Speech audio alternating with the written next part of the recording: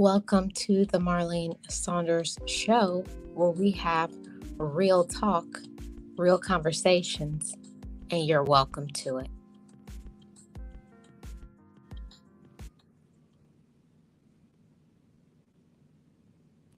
Be encouraged, be inspired, be yourself, you will survive. Just know it, just breathe it, and be it, and live your best life. Hey, everybody. Welcome to the Marlene Saunders show, where I talk about real topics, real conversation, and today will be no different. Today, I want to talk to you about something I've been thinking about covering for a little bit. And, you know, my people, my Black people. I have so much to say, but today we're just going to talk about why Black people, why can't we support each other? And I wanted to talk to you about this because I find it to be one of the biggest problems, within the community. Why can't we just support each other with love? And I think inherently, at the end of the day, most of the time, why we don't support each other as Black people is because we're not taught to be supportive. We're taught to be, cutthroat, conniving. And if something is not going to be our best interests, oh yeah, it's time to do something underhanded, cutthroat, whatever we got to do, because at the end of the day, it's all about us. But it's really not. Hey, the word, welcome in. If you want to, I'm going to drop the link into the chat. Anybody who is interested in coming up, you are more than welcome to come up.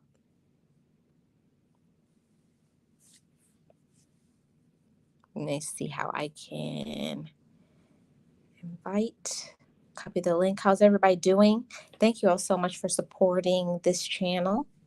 It's always appreciated. Always appreciated. Let me put this link here in the chat. I think that should be there. Yep, I just put it in the chat. So there we go. Yeah, so hey Mocha Mima, how you doing? Thank you so much for supporting me today. So let's get back into this conversation I wanted to have today. I want to talk to you about, being Black. In this country, where I live, where you live, where most of us live, the United States of America, we're supposed to be, a free country. They always talk about the land of the free, right? We're free people, free to be able to think how we want to think, do as we want to do, right? But at the end of the day, what is life worth if you can't have support from somebody who looks like you? I remember growing up as a little girl, and the things that I used to see, it was not good. I used to see other men being cutthroat with each other, other women being cutthroat with each other. And from a child, I was confused, perturbed, every word imaginable you could call it. I was that way because I couldn't understand why my own people could not support. And I would see it happen in every other community. Every other community I saw support. I saw support, Caucasians supporting each other, Latinas, every other race. Even I could say Africans, people of every other ethnicity were supporting each other and doing everything for each other to show support and love. But when it came to my people, hey, realists, what's going on? Thanks for your support today, and happy new week, everybody. Happy Monday. But when it came to my own brown people, don't get me wrong, I love my brown people, but what I will say is that we definitely have to work on how can we support and love each other more. Like, come on, at the end of the day, if I win, you win. When I lose, you lose. But that's not something that is really preached and supported out there. It's always what is best for me is best for me, and if it don't work for you, then that's your problem.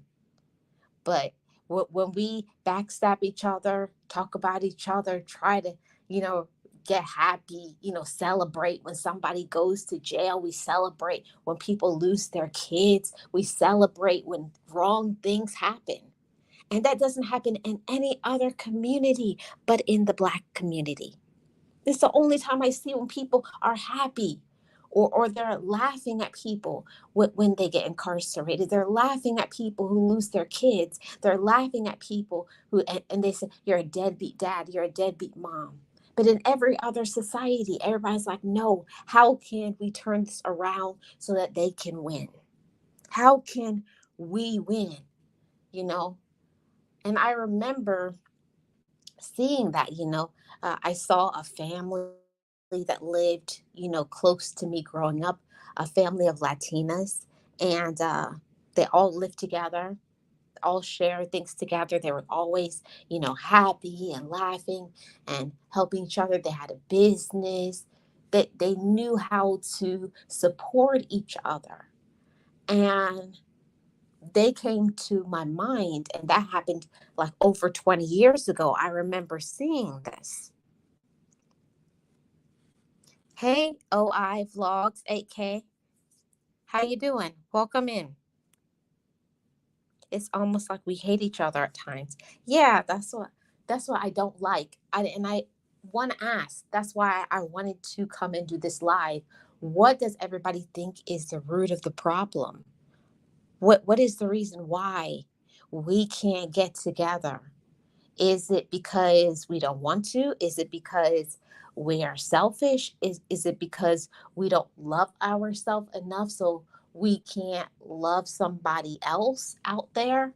See, when I look at somebody that looks like me, you know, I can say for myself, since I got therapy, I know when I went and fixed myself and I put in the hard work and I cried my tears, now I can look at myself in the mirror and say, you know what you did. See, I can admit my part. I can admit the wrongs that I've done and I try to fix it. Like my mom used to always say, you can't be a friend to somebody else until you know how to be a friend to yourself. So when I found out who I was as a woman and I knew how to be a good friend, I'm telling you, the world shifted for me. Everything, there's no more rose colored glasses. I was seeing everything in color now because I knew how to look at somebody else. And I said, of course you see the flaws in other people, but why can't we see the good in somebody else and support them in that? But no, we have to look at somebody else and see what they're doing wrong. And then we highlight it. You know, I don't like that. I don't like that when a person is on their knees, when their back is against the wall. Why do we have to point and laugh and clap it and celebrate because the person has met their demise or their downfall? Why can't we say, I wish there was something that I could do to help? No, the first people, when your back is against the wall, that is going to step on your neck, spit in your face, stab you in the back, is your own race. And I don't like that. And I don't like it. I'm woman enough to say what it is, and that's what it is. They will find a way when you're down, like salt, pour some salt in the wound. If that didn't hurt enough, what else could I do? Or like a knife in your heart. How can I push in that knife even further and make you bleed and hurt more? I don't get that part. I don't get that. Why is that okay? There's a big problem that we need to look at ourselves in the mirror and fix. Fix it. fix it, because it starts with having conversations. It starts with looking at ourselves in the mirror. Some of it starts with, like I said, getting some therapy, and not just Black people in general, just everybody. I think everybody could use some therapy. Everybody has gone through something in their life that they need to heal from and fix for themselves. Because at the end of the day, how can you be happy for somebody else and want to support somebody if you are only thinking about yourself in that selfish season? And I get it. You got to think of home first, but it can't be all about you. It can be all about you. And I do see that that's the biggest problem in my eyes with my own race. Let me see what I'm missing here in the chat.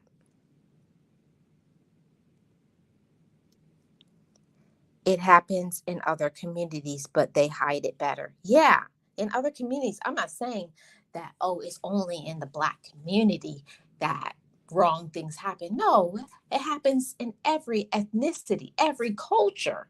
But it's us that we're always the one on the 8 o'clock, 10 o'clock, 11 o'clock news, you know, with somebody, Black on Black crime.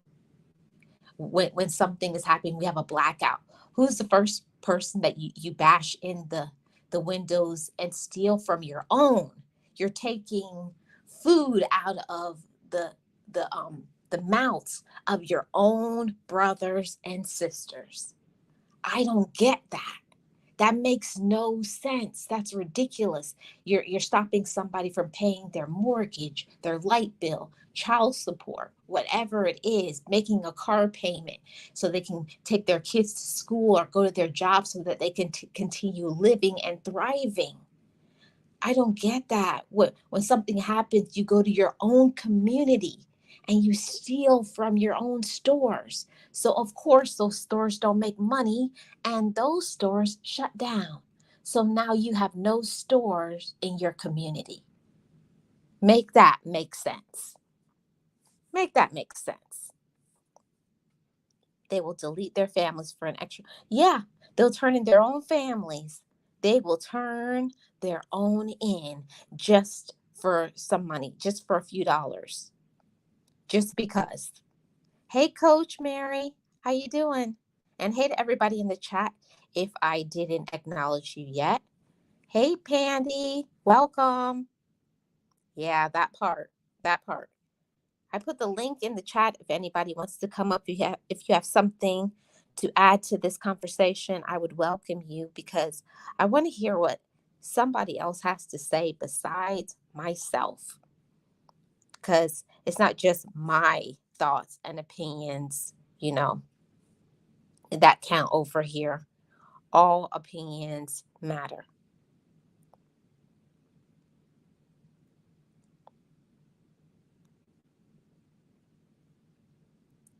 Okay, I think I've caught up with the chat.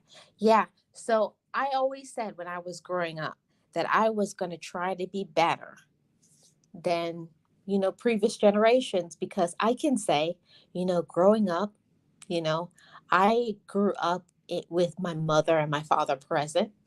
Definitely was blessed with that, of course, my mom's and my dad, they had they had their problems, they had their issues, but one thing I will say about my mom and dad, they always taught me about there's nobody in this world more important than your siblings.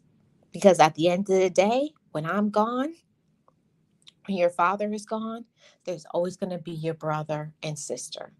And I know it starts at home. You got to have a strong family unit. And however that was for you growing up. Not everybody had a two-parent family. If you just had your mom, or you just had your dad, or you were raised by grandparents or an auntie, or whoever it was. But it's about instilling the values into Black children. It starts with the youth. The youth has to be taught, this is your brother, this is your sister, this is your mom, this is your aunt, this is your cousin. It has to go back to the old-fashioned ways and values of community, of loving one another, of, hey, if you need something, I'm here for you. But unfortunately, in these days and times, everybody is about themselves. It's about the me, and more me, right? And I find that to be very sad, very hurtful, because if you raise up a child from the beginning of their life and all they know about, if all you know about is about me, you're not going to be raised to try to help and support another person that looks like you. And I'm telling you, my melanated brothers and sisters, we all need each other, because in every other community, they understand that part. And we have to get back to thinking like that. Maybe not even getting back to it. Maybe we have to start by saying, let's start supporting one another. If you need something, I got you. You need a job, let me help you out. But we also can't be cutthroat either. When things aren't going right, what do? You run and you tell somebody else's business.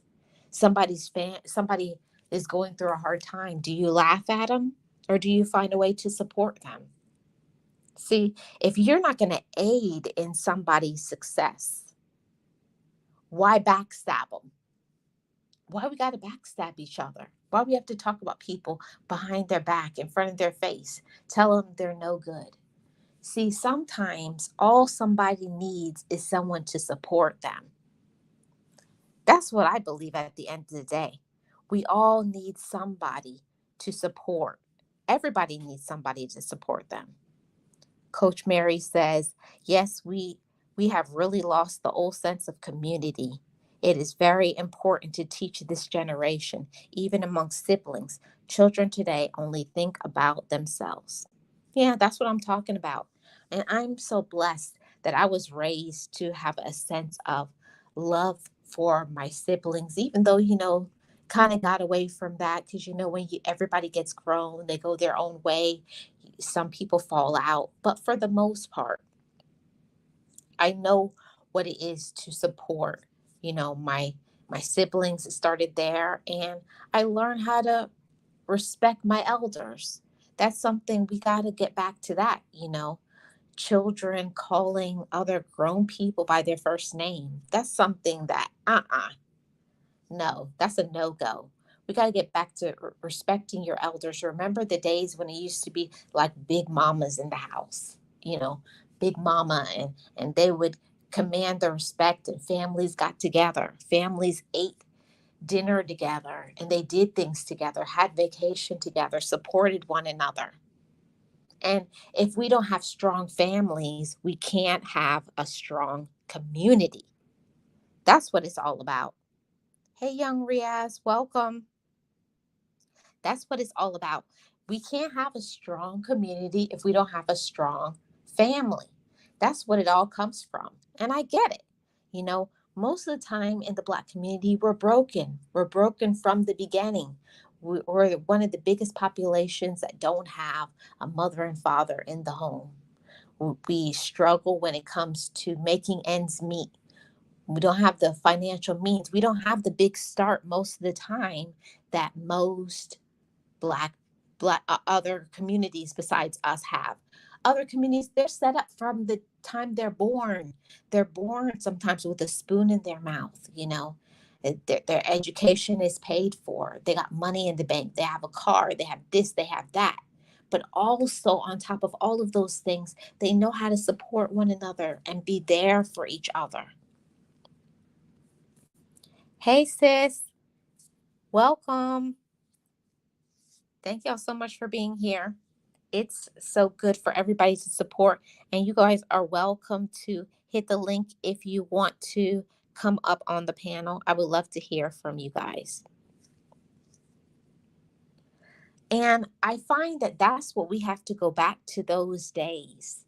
We have to go back to those days where it was the time where families were eating meals together, having fun, respecting one another, caring about each other, because when that starts in the home, it is going to go out into the community. And I get it. It's not a thing that happens overnight. It's not. Let's welcome Sugarloaf to the show. Hey sis, hello everybody. Hey, sis. Now just give Welcome. me now just give me 1 second. I'll be right back. Okay, sure.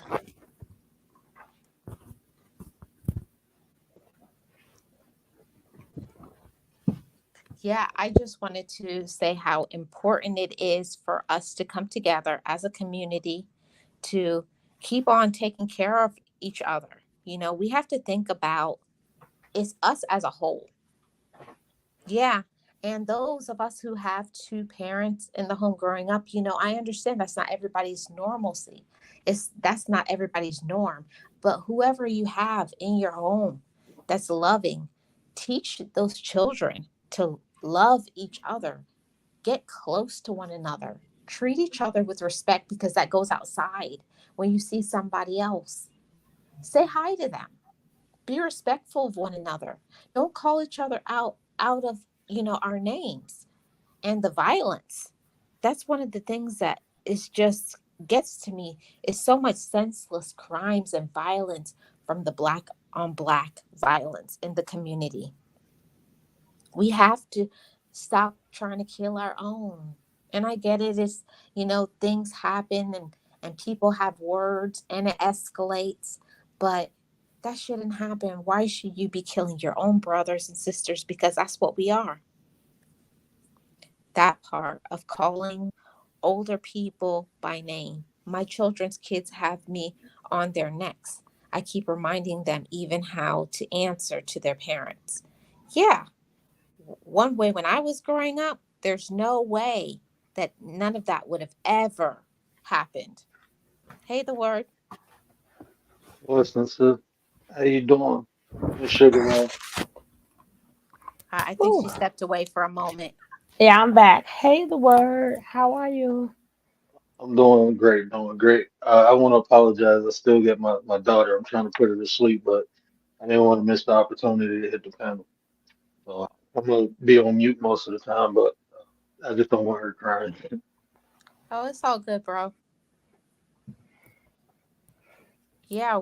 So, sis, Yes, darling. what do you have to? What do you think about this that's going on? This craziness in the Black community. I just found that it was time for me to speak up and to say my piece.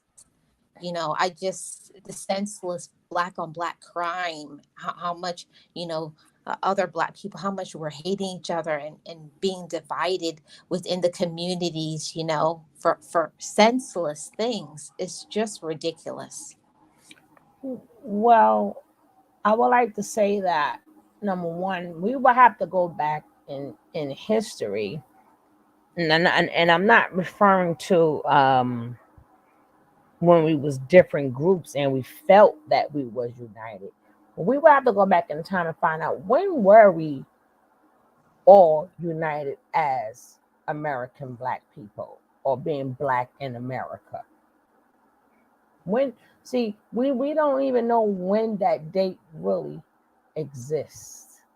So it's really hard for us now to really be that. It's like we the people now have to create a code because a code was never created for us. So we the people now, we will have to study, go backwards, go back into history and try to see all the different things that went wrong for our forefathers or why they couldn't progress and like far as like credit, like our forefathers wasn't able to get credit. We need to learn how to now that means we need to learn how to work on our credit. We need to also learn how to circulate our dollars within ourselves. This is like I was saying to somebody. I said, we the only people that do everything to destroy each other. While other races, let's say you have a let's say YouTube, and let's say we every other race, they will let's say they have 100 people, and it's let's say it's 10 creators. They will make sure that same 100 people go into all 10 creators um in all 10 creators room. So because the algorithm's not going to pick up as the same people. It's going to pick up as 100 people in your room, 100. But instead of that, I'm going to expose you. I'm going to get your page out of here. Or we do everything to bring each other down while other people circulate their money. It's like they know how to do things like on code. They don't even have to talk about it. They don't have to discuss it. When other people come here, like there's no reason why, let's say if you live in like in a place, I'm not going to say ghetto, but I'm going to say like a city area. There's no reason why there's a Chinese restaurant on every other block. Why? They don't care if your store's making more than mine. You don't see them saying, hey, I'm going to burn your store down. I don't want your store to move. But that's something we would do. We going to have to go back and then start writing down all the things that we need to move forward. Like I said, like credit, like saving money, like, and then we have to give it away. We're at the point where we have to give the information away. We don't have the time to be charging for everything. People can't afford it. Yeah, I feel like it's time. Like we're behind the eight ball. We've been, you know, with a foot on our neck for so long, beaten everything, whipped everything. Especially, I have to say this. Especially our black men have been terrorized for years and made like they're nothing, that they don't do anything. But I support and have to give my kudos to the black men, because it's hard to be a black man out here in society, today, just trying to exist, just to exist, just to be alive, and to go out there. They endure so much. So like I say, shout out to all the black brothers. See, I would like to say that, but once we do that, that means now we are now dividing ourselves. So we will have to say as a black people, because we've all, both the men and women, we both been is we both been dehumanized. Oh yeah, Right. So I agree with that both, but I mean, for the most part, I don't see a lot of people talking about I'm proud of the black man. Usually every time it says black, it's always that they're black and they're nobody, or they're black and they did this and what did they do wrong. I'm just trying to just give a moment to say props and kudos to the all the black brothers out there. But also, I'm never going to neglect all my sisters out there, because it takes on both sides. It takes supporting the black brothers and also supporting the black sisters, because we need each other in order for it to work. I saw one of the best in a while. I don't even know what channel it was, because you know how when you watch certain topics, the algorithm puts that type of stuff. And it Hmm. was one of these guys, and they was trying to bait him into like, like the women roles and stuff like that. And he said, no, it's not about like the women roles or the man roles.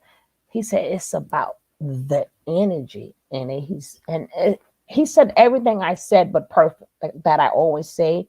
But he said it perfectly. I'm gonna probably show a clip of that one of these days.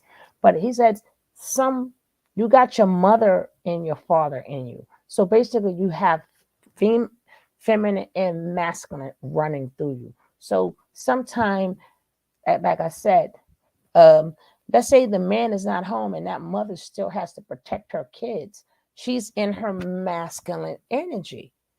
And then let's just say vice versa. The mother's not there and something happens, and now the father has to go into his feminine energy. So as long as the energy matches, because it has to flow. And and I mean, every time they try to bait him, he brought back real life. Like this is real life. We don't have the time to be sitting up there and keep separating us.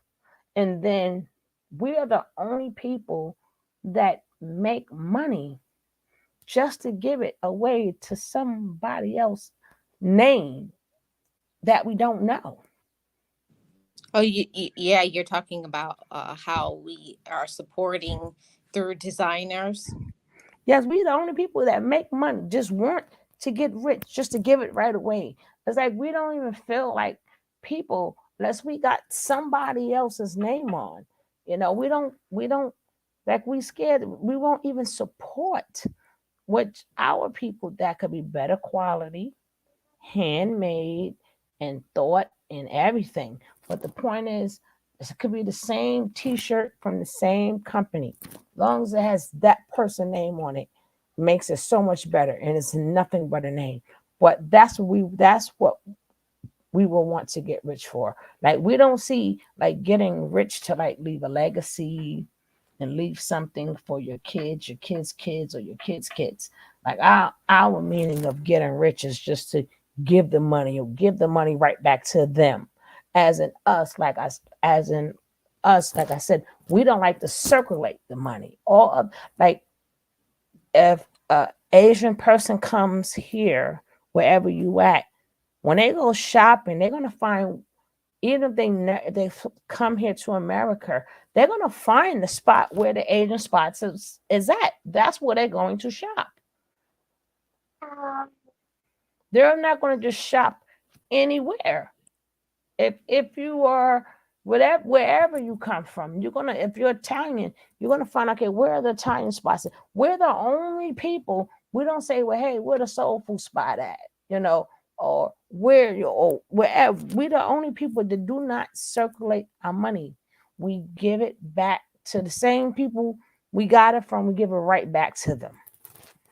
Yeah. So that's Let's one of the. let me let the word say something to Oh, that he's too, unmuted. sis. Okay. Yeah. I was about to say y'all made so many great points I want to expound on, but just going back to the root, the first question you had, I touched on this before. I think as Black people, we stuck in what I like to call survival mode, and we can take that back to post slavery. Um, but we selfish, we think about ourselves because that's how we had to survive. But times has changed. We have more resources and we could do more things, but we still think in self. We don't think about tomorrow. A lot of Black people don't think about, generational wealth. They just think about what they dollar can buy today. I think that's one of the huge problems we have. Um, and then, especially what Sugar just said about the roles, we have been set back. A lot of different races got head starts on, like she said, I think you said it, Marlene. Um, some people, some races, they start off with, a nice little bank account or a cushion. We don't. So we mainly build everything from the mud up.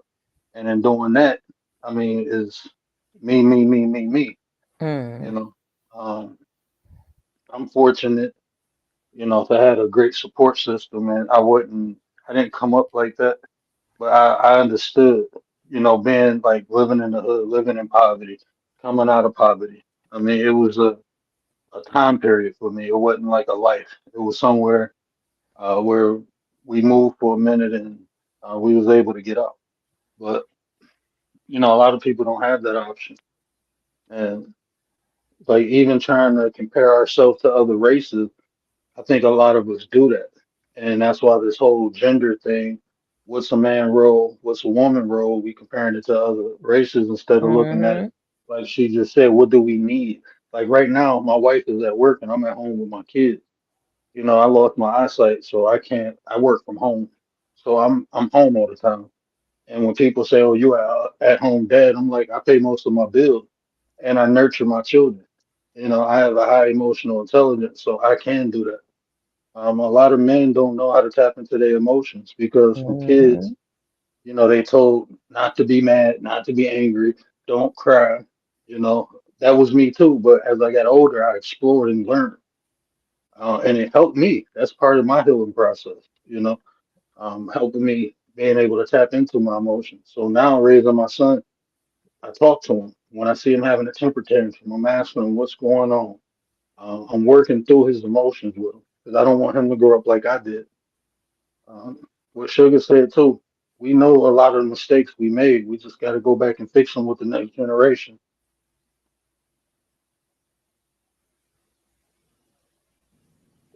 Yeah. Yeah. Oh, go ahead, sis. Go ahead, sis. I'll let you talk. No, it's just we just always doing the same thing. It's just so funny. Yeah, but that's it's whatever works for people. Folks be in other biz too much. Yeah, that part is true too. But again, like we became so mean and so selfish. Maybe a lot of that started from like maybe that slave ship where I don't know if it's true or not, but that's what was been said when they used to just throw the food down. Just they had like they will walk and it's like different squares and they used to fight each other to get to the food. That taught us how to be for self because they'll be so hungry. They made it to where as we're always so hungry that we just want to eat for survival, that we forget about our brother or our sister. So it's always Yeah, yeah, about my and I think bag. Hmm. it's something that we have to be taught that, at a certain level, because coming from having so many siblings, I have 9 siblings, and we used to always be at each other's necks. And my mom and dad, she got us all together one day and say, "You see this? You see her? Look at her. Say her blood is in your veins. Your blood is in it, and you got to get back to start thinking that I'm a part of you and you're a part of me, and Hmm. not just in families, but everybody in general. We're a part of each other. And if we're trying to see the other person enlightened and upbuild and thriving, we can't do that if we're at each other's necks." Yeah, and then it's me, or the first thing we say, like a first thing we say to each other, and I think that's like horrible to say, but we so quick to say, well, look, you broke. We so quick to call somebody broke because you got a couple of dollars extra, but your community is terrible. It's terrible. Okay, you got money. Okay, whoopie doo. And like, but to tear somebody down instead of saying, hey, this how I got my money, what are your like what can you do? Like what are your talents? Like we don't even put together each other's talents to grow. We don't even know what each other's talents are because we too busy wanting to sign contracts and work for others that we never stop to say to even our group of friends, what you do, what do you do, what do you do, what do you do, you know and then we have the separation of the like the smart people, and we got the separation of people who they claim that's in the ghetto. But I'm like, no, y'all don't understand. Y'all belong together because if you're the educated person, yeah, you know how to do stuff, but the person in the ghetto thinks faster. They think Because they have to make things work faster. right, so they think so. The ideas is going to come like this from somebody like you would claim. I'm not going to say ghetto because basically, we're going to stop acting like they're not. It's not more working people in what we call in the ghetto than bad stuff that happens in the ghetto.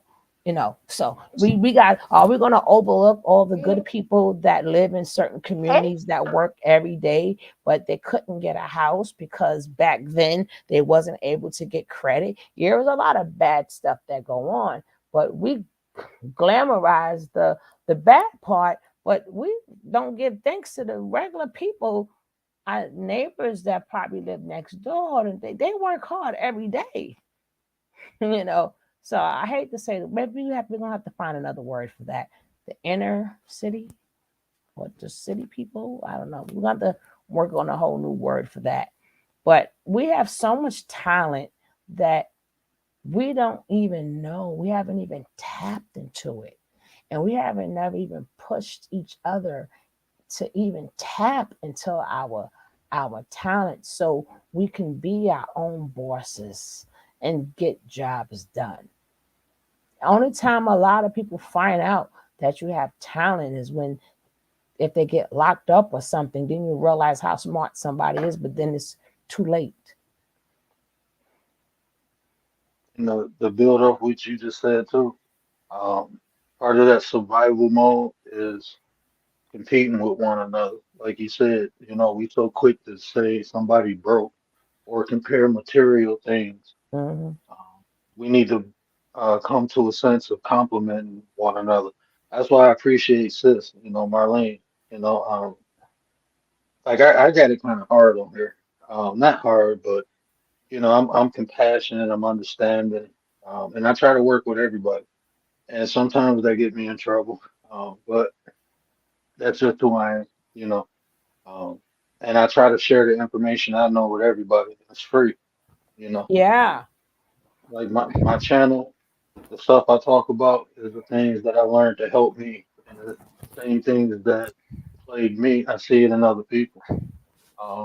Communication, just like I said, emotions, different aspects of how to communicate. Like we talk about comprehending what one another say.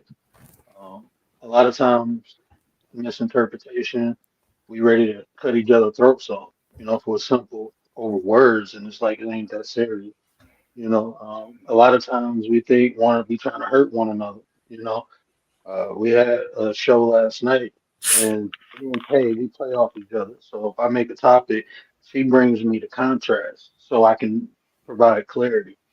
And sometimes people get emotional when they hear an opposing idea, and it's like, no, that's okay. It's okay to not agree with one another. That's how you get clarity. We got to come to an understanding that yeah, we all different, and that's okay. It's nothing wrong with being different. Those differences, like you just said, those differences, your difference might be the missing piece of my puzzle that I need. But I never know if I already got this mindset of like you trying to attack me or you think you better than me. Or it's just we gotta let go of that mindset too. Um, Yeah, yeah, and I would add to that too. Also, I have to say, as a black woman, it took me a long time to look at another black woman and elevate her and say, she's a beautiful black woman or she's intelligent. I don't know where it comes from, but I used to always have that mindset like, oh, she thinks she's something and why she look like that instead of celebrating and appreciating the talents that somebody else has that looks like me. Support and encourage one another instead of tearing somebody down because it just won't work that way.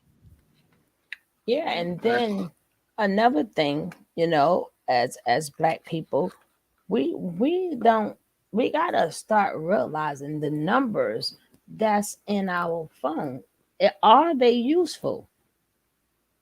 Are they useful? And I don't mean like, oh, I need somebody to talk to. I mean, do we know? Do we have the numbers like to our city officials, or who's like your assemblyman, who's your councilwoman? Like, you have the number to the precinct. Do you know a lawyer? Do you know a doctor? Like, these are the things that we have to start putting those type of numbers in our phone, because we have to make sure that numbers in our phone are useful. Or if somebody call us, you could say, oh, okay, you having a such and such? Okay, try this number, call this number. We don't want to network. We have to learn how to network and find numbers. And that's when I make sure, like, anybody that's around me, I make sure, hey, make sure you get that person's number. Or if try to meet different people that do different things, so you'll be covered all the way around. Don't just stop at your phone. Some people have no, I mean, I'm not referring to loved ones, but this is a school to our loved ones and our friends. But you have a phone and you have no important numbers in it. None. Like we have to do better. You know, we have to get out there and we have to see what's going on in our community. We have to go to some of these meetings in our community to find out, because the only thing we do is afterwards we'll talk about it and we'll complain about it, like gentrification. Like they didn't just wake up one morning and say, "Hey, we're going to." This was going on, but after it's done, then we'll talk about it. But we didn't. We need to have say so on what's going on in our community that affects our lives. So we have to get out there and put in the work. And Marlene, to build off of what you just said, you were saying it took you a while to elevate another black woman. That comes from social engineering. Like we have to understand that it was some stuff done to our ancestors, and they passed it down to us. And we gotta deprogram. We gotta take those old programs out and re-implement new ones. Um, for instance, like when you say black on black violence has become a form of entertainment. You know, you don't see no other race of people laying dead in the street. You know, and people watching and clicking and viewing it. You know, we fight all the time in the stories, like even our shows that we watch. We used to have a Cosby Show and all that. Now it's gangster shows that's popular in our culture now. Um, even I mean, we are entertainers. We entertain everybody, from sports to movie. You know, there's not a lot of people. It's like my sister just became a doctor. So I can't say a lot of us ain't going to be doctors and stuff. It's just we focus on entertainment because we trying to think about that quick bag. How can we get ourselves out this situation now?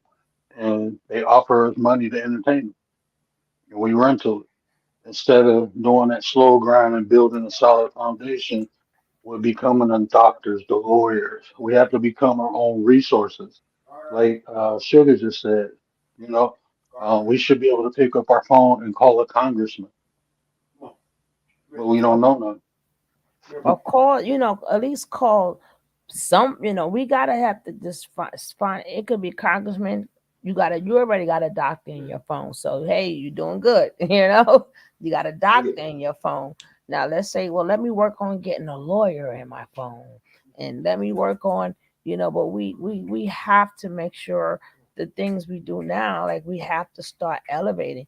And a lot of times we think that the entertainment business is a quick bag, but as we see, most of them are living in a facade, or they making us think they're living that way, but they owe the company so much money. Oh my God, what you doing with your kids? Well, I can say from my side, growing up, my mom always taught me that, yeah, it's good to have nice things, but don't try to don't try to get things just because you're trying to front and pretend like you have things and you don't. If you want something, you can have it. So I was glad that I was raised that my mom and dad always told me if you want something, you can have it. And you deserve to have nice things, but do it the right way. You don't have to steal. You can do it the honest way. You can do it the right way, because at the end of the day, you got to have respect for yourself, not just for you, but because of all the ones that's under you, your little cousins, other people in your family looking at you. And we got to understand that other people in our family, we all need each other. We're all a part of a circle. And if one person in the family hurts, everybody hurts. And I understand that most of the time we don't think along those lines because we're just trying to grind and hustle to get what we need for ourselves. But it's true. When somebody in your family goes down, you go down too. And it can't happen unless we start building and thinking, not just in terms of, oh, having a flashy lifestyle, because for most of us, that's how we were raised. It's just we feel like we've made it once we buy a Gucci bag or Chanel or this or that or whatever, or have this type of car. But all of those things are nice, but that's just material things. What about, owning your home? What about, making sure you have good health care in place and life insurance? We have to start thinking in those terms as well.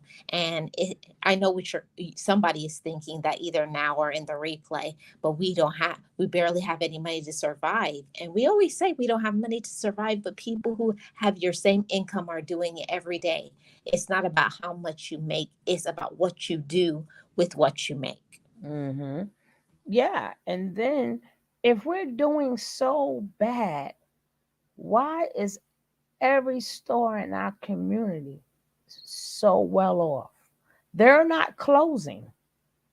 Like our corner stores are not closing, depending on where you live. Like, especially like if you're in the city area when you got like everything like right there, nothing is closing, which means we're pumping money into these stores. So if we're doing really bad, how are they doing really good? But it's our money because it's in our communities. So that means we do have spending power, but we don't circulate our money. We don't pass it around. Too busy competing with one another to do that. Huh? What you say, bro? I say we too busy competing with one another to do that. We'd rather go give it to the Asian man Mm, or the Middle Eastern before we give it to another black man, because if we give it to him, now he got more than me. That whole, I don't understand that. I've never been in competition with nobody. I mean, from studying Dr. Francis Cress Wheatland, I understand it, yeah, but it just doesn't make sense because, like you said, all these other communities, like my wife is Middle Eastern, and her dad used to, like, when people came over from Iraq, he'd help them fill out all their paperwork, and instead of money, he'd tell them to, make me something to eat. That's mm-hmm, just how he was. Just, okay, let me help you. And guess what? When he needed something, those same people who he took food from for a service he provided came and dropped off envelopes of money. I seen this man drop off $1,200 just because he remembered what he did for his mom last year, just out of the blue. So they take care of one another. We too busy fighting one another, trying to be better than one another, and not understanding, if I lift my brother up today and if I fall tomorrow, he'd be in position to help me back up. That's just common sense. yeah. We don't. We rather tear down. My thing though. My thing though. Sometimes our people don't do right, so I'd rather go the what is that? Is that YouTube man? The other man, the white man. We Oh, we just gotta find the right people. And I'm sorry, I didn't mean to cut you off. no, we But wasn't talking. I wanted to say that too. Like, it's all people that look like us ain't us. You know, we have to come to that understanding too. Like, uh, like I heard somebody in the chat said, go back to the community. I think that's one of the biggest problems. We need a more tribal understanding, because community is just a group of people who have the same mindset. And we try that. And our mindset right now is survival. Most melanated people just trying to survive. We need to be in more tribe, because the tribal mentality is more uh, prosperity of the group. Because I, I So, I I tell people all the time. Number one, economics is the biggest thing, and for black women and black men, I said the the minute we love each other, well, the minute we love ourselves, the economics would change. The economics would change. The minute, the minute we accept ourselves for the way we are, because that means a lot of things we're not buying anymore. Like bleach creams, like all like hair. Like you will Hair still probably get relaxers. hair relax, but you can still get wigs and stuff if you want to go out. There's nothing wrong with dressing up, going out going out to there's nothing wrong with wanting to change your look, but that's different from I cannot go out without it. I can't go out without it. Like you can have a couple of wigs sitting in the house and they're gonna stay new because you don't need them all the time. You know, learn to trust the process with your hair. Trust the process and let it'll get to where you want it to go. Yeah, But you but have to you, learn how you to. gotta learn to embrace yourself how you are. Right, but we don't want to trust the process. We don't want to. We want instant. Instead of saying, the T, as they call it, the TW. I'm choosing that for an example though. Like the TWI, it'll fill out. Learn to keep your hands out your hair. Stop, manipulating it. It'll flourish. Like we don't understand things. And then the second thing is, if we are going to buy wigs and get our nails done and all these things, then we need to learn how to do it.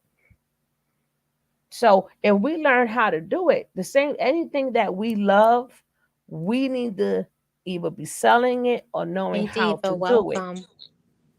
We need to either be selling it or knowing how to do it. Much as we like our nails done, why aren't we taking up them trades? Much as okay, you like to get weave, and why we don't have our own stores? Why we have people, selling us like fake shea butter or fake cocoa butter when that's from our people.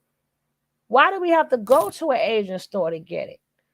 Everything that we need, we we should have our own nail salons because we're the ones keeping them rich. So why don't we don't even say to kids, hey, go learn how to do nails? Because we think it's beneath us not knowing that's $1 million, everything that's million to $1 billion businesses.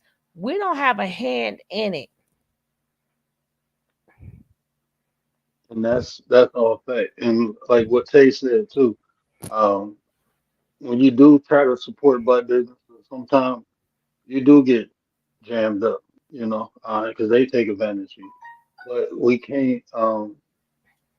We just have to find a way to find the dependable ones because they are out there. Like I had black people when I was in the real estate. They wanted the white man, and the white man screwed them, and they come back to me to try to fix it. And it's like you should have just stuck with me in the first place. But they had so many bad experiences in the past dealing with their own. They went to another person. So just being a contractor with life insurance and real estate, I got kind of bitter because I wasn't even making money. I was trying to help black people, but the way I ate and fed my family, it was the white people, the Middle Eastern people, and the Asian people who put money in my pocket, not my own people. But I market myself to them. I learned, I went into like foreclosure classes to learn how to help people because I'm in Michigan. In Detroit, a lot of the majority of the population in Detroit are black people. And in 2000, what was it, 2015, the foreclosure rate was one of the highest in the nation. So I went and took classes to learn how to help people get out of foreclosure. And it was not the black people. I marketed myself online in the neighborhoods and the stores and everything. It was the other people in Detroit calling me, not the black people. So I mean that's why I say we compete with one another too much. We got to stop that. And then we have to also realize too that a lot of that has been done to us to make us believe that um, others treat us better. So it's not done because they are better.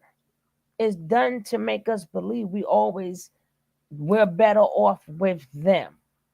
Like they treat us better, they're gonna help us out. So they do that to us because that's how it was always done.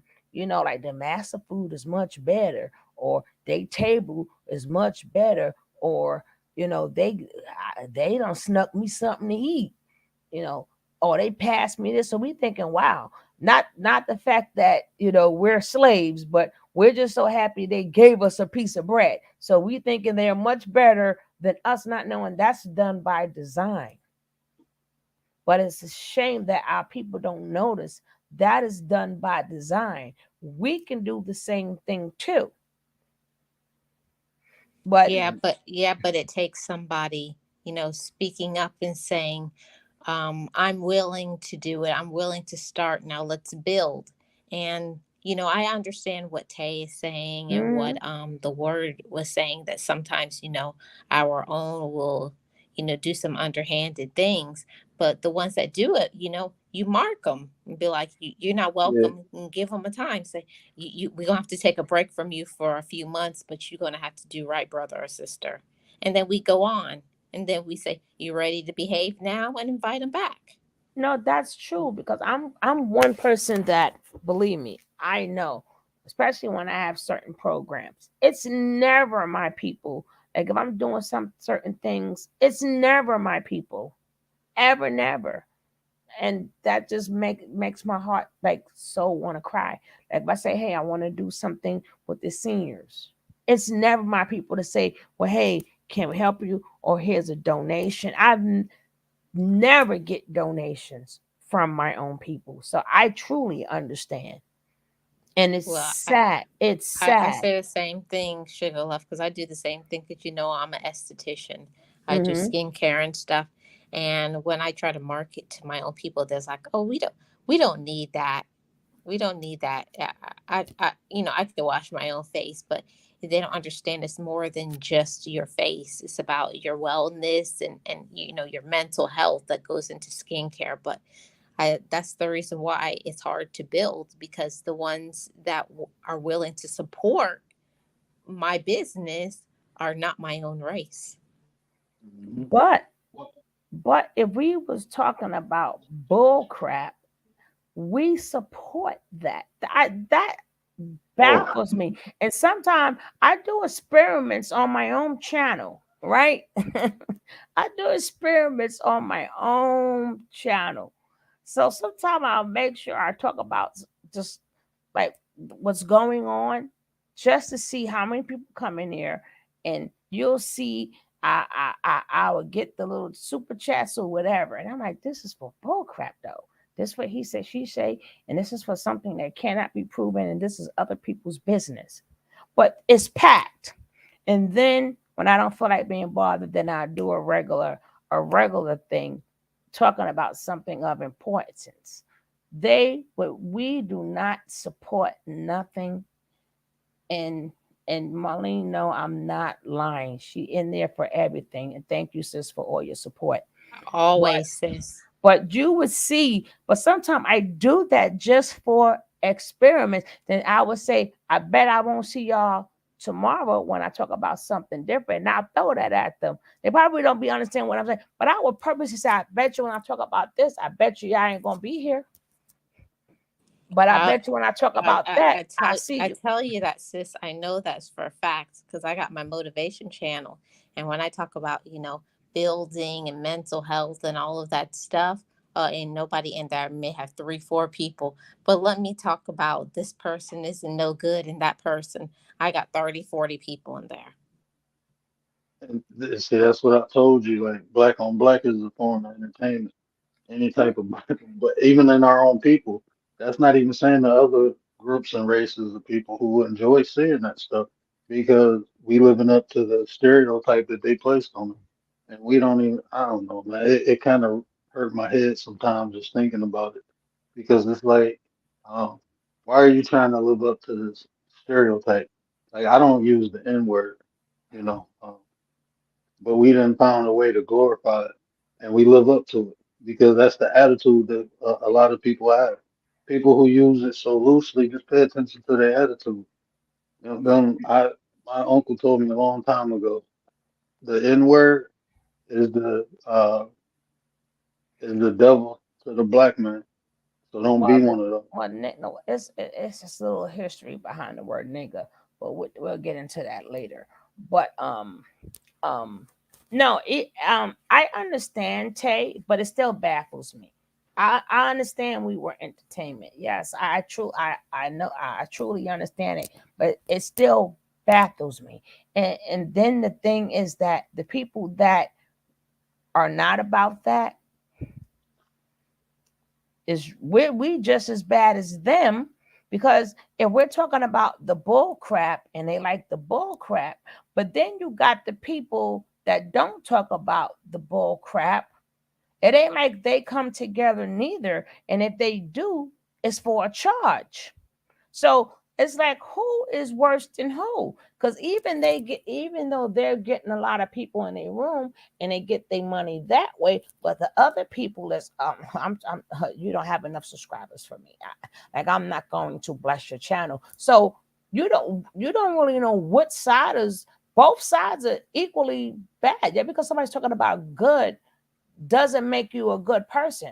And yet, because somebody's talking about some bull crap doesn't make them a bad person. Because either way, they're making their money. Because when they see small creators, just like, what's that man name? Pick any man name. I can't even think of that man name, but I want to use him for an example. He got the glasses. I can see his face, but I can't think of his name. But some of these other, Voice walking. yeah, that's like a Boyce Walkins or something. People who Mm. talk about stuff. Let me call him right now and say, hey, would you come on my channel? They're Nope. not gonna, they're not gonna. So what makes them any better? See, that's the problem. We don't find ways to support each other, because the people that are bigger, you want me to come here, here's my fee. So they want fees. So either way, you talk about the bull crap getting paid, and if you're talking about other things and you think that you're better than somebody, you want fees. And then they figure, well, I'm not going to let you use my name to grow your channel. So I'm not coming on your channel. And you are nobody, so you're not coming on my channel. So it's like, either way we put it, we always put each other in boxes. And here's a thing that I must address this, which I think is a big issue in the black community. If one black person is doing something good, why can't we support and build, like, say their business or something? They would much rather go to somebody, somebody will go and say, oh, they're no good, and they'll go and do the same thing that that person is doing, just so that they can take money out of their own pocket. you know why can't we support one another when it comes to someone having a good idea? They got to go and try to do the same thing, and they're not even good at it. That's not even their thing. They just want to do it just to say that, oh, I got one leg up on you. Mm-hmm. Exactly. Instead of saying, you know what, I love your idea. Can I add this to it? No, they don't think about it that way. They think about, I'm just going to take the idea. Everybody got different ways of putting things and doing things. And like, it's like going to a mall. Like, we can't make that mall, but we don't understand, for that mall to be a mall, it has to be different stores in the mall. Mall just can't be a building by itself. So we don't want to say, hey, that's your idea, that's the mall. So can we put little stores in there to make it where people like want to come in? It's like, mm-mm, no. And again, we don't want to circulate the money. And we don't, and then we are taught time is money, and it's about that bag. I gotta get my bag, or I gotta make my bag. And look at me, and you're poor and you nobody. And they want to talk about your shoes, they want to talk about your this. And I'm like, first of all, look what you had to do to get it. For some people, look what you had to do to get it. Like, whoopie do. I don't want to do all that, But we always find ways to, like, like gut punch each other and make each other feel bad. Hey, I got experience with that dude. That he ain't what you think he is. No, I was just Um, using him as an example. I'm not no, saying I'm just anything about the channel. I'm just saying people like him, like who has channels like him, let's say we'll go into their comments. Hey, I have a channel. I'm talking about this topic. Would you like to come on here? Oh, first of all, they never heard our name. Then they're gonna look at our channel. Then they're gonna look at our how many views. They're never gonna say, you know what, I can be the make or break for this person, or I could bring some audience there.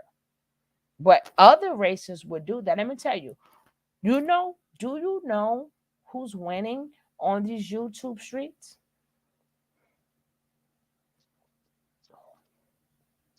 Do you understand who is the top on these YouTube streets? No, I don't know. Do you know word? I would say probably one of the Asian communities.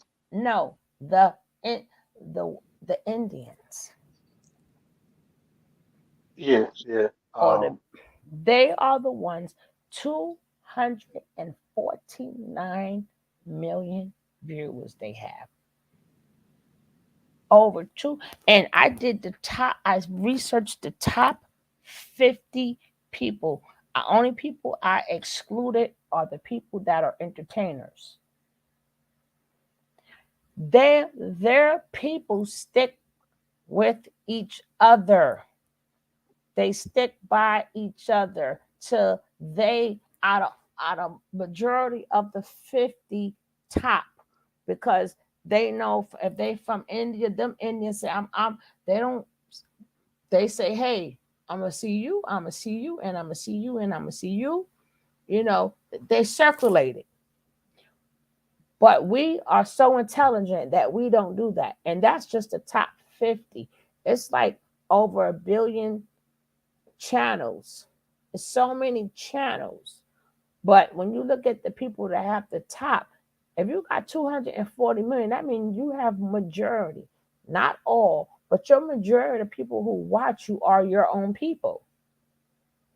And if it's more than one, that means they're circulating the people. So they making sure as if I got 249 million, I'm gonna make sure you got 200 million, and the people circulate. So they're gonna say, hey, if you going on at 9 o'clock, I'll go on at 10 o'clock, and you going on 11 o'clock. The same sort of kind of like we used to do, Marlene. Remember when we Yes, was sis, I first coming remember out? when we were starting. Right. But that's what they do for real on everyday basis. They do that for real. And not to so Hey, that if we Trish. right, we do that. Hey, they do that for real. They make sure that that money is coming into their culture for real. So imagine every month if they all are friends. We don't know if they are friends, but just say they all friends. They use each other and get paid from YouTube because it's the same people. They're just circulating the people. Yeah, like a real network. Exactly. But I made sure, and anybody, if they want to, you can type in top top 50 YouTubers. Type it in. Just check out the one. And then when you go down, I haven't, and what they do is they show it, the one I seen, they show it by the flag, like from what country you come from. Baby, I went past 50. I went to the top one. Not one American flag is there. Not one American flag is there. It's from all other, because them cultures are hungry. They want to bring in revenue. We the only ones who do not want to bring in revenue. So even the African communities, they supporting each other. They even get more views than us because they'll make their whole wherever they live at. If you get Wi-Fi, okay, I'm going on now. The whole town will be watching it, and people up if they live in different places, if they know, hey, this is person's there's example, this person like, oh, that's my Nigerian friend. I must support. Everybody does it but us. You will not see an American flag.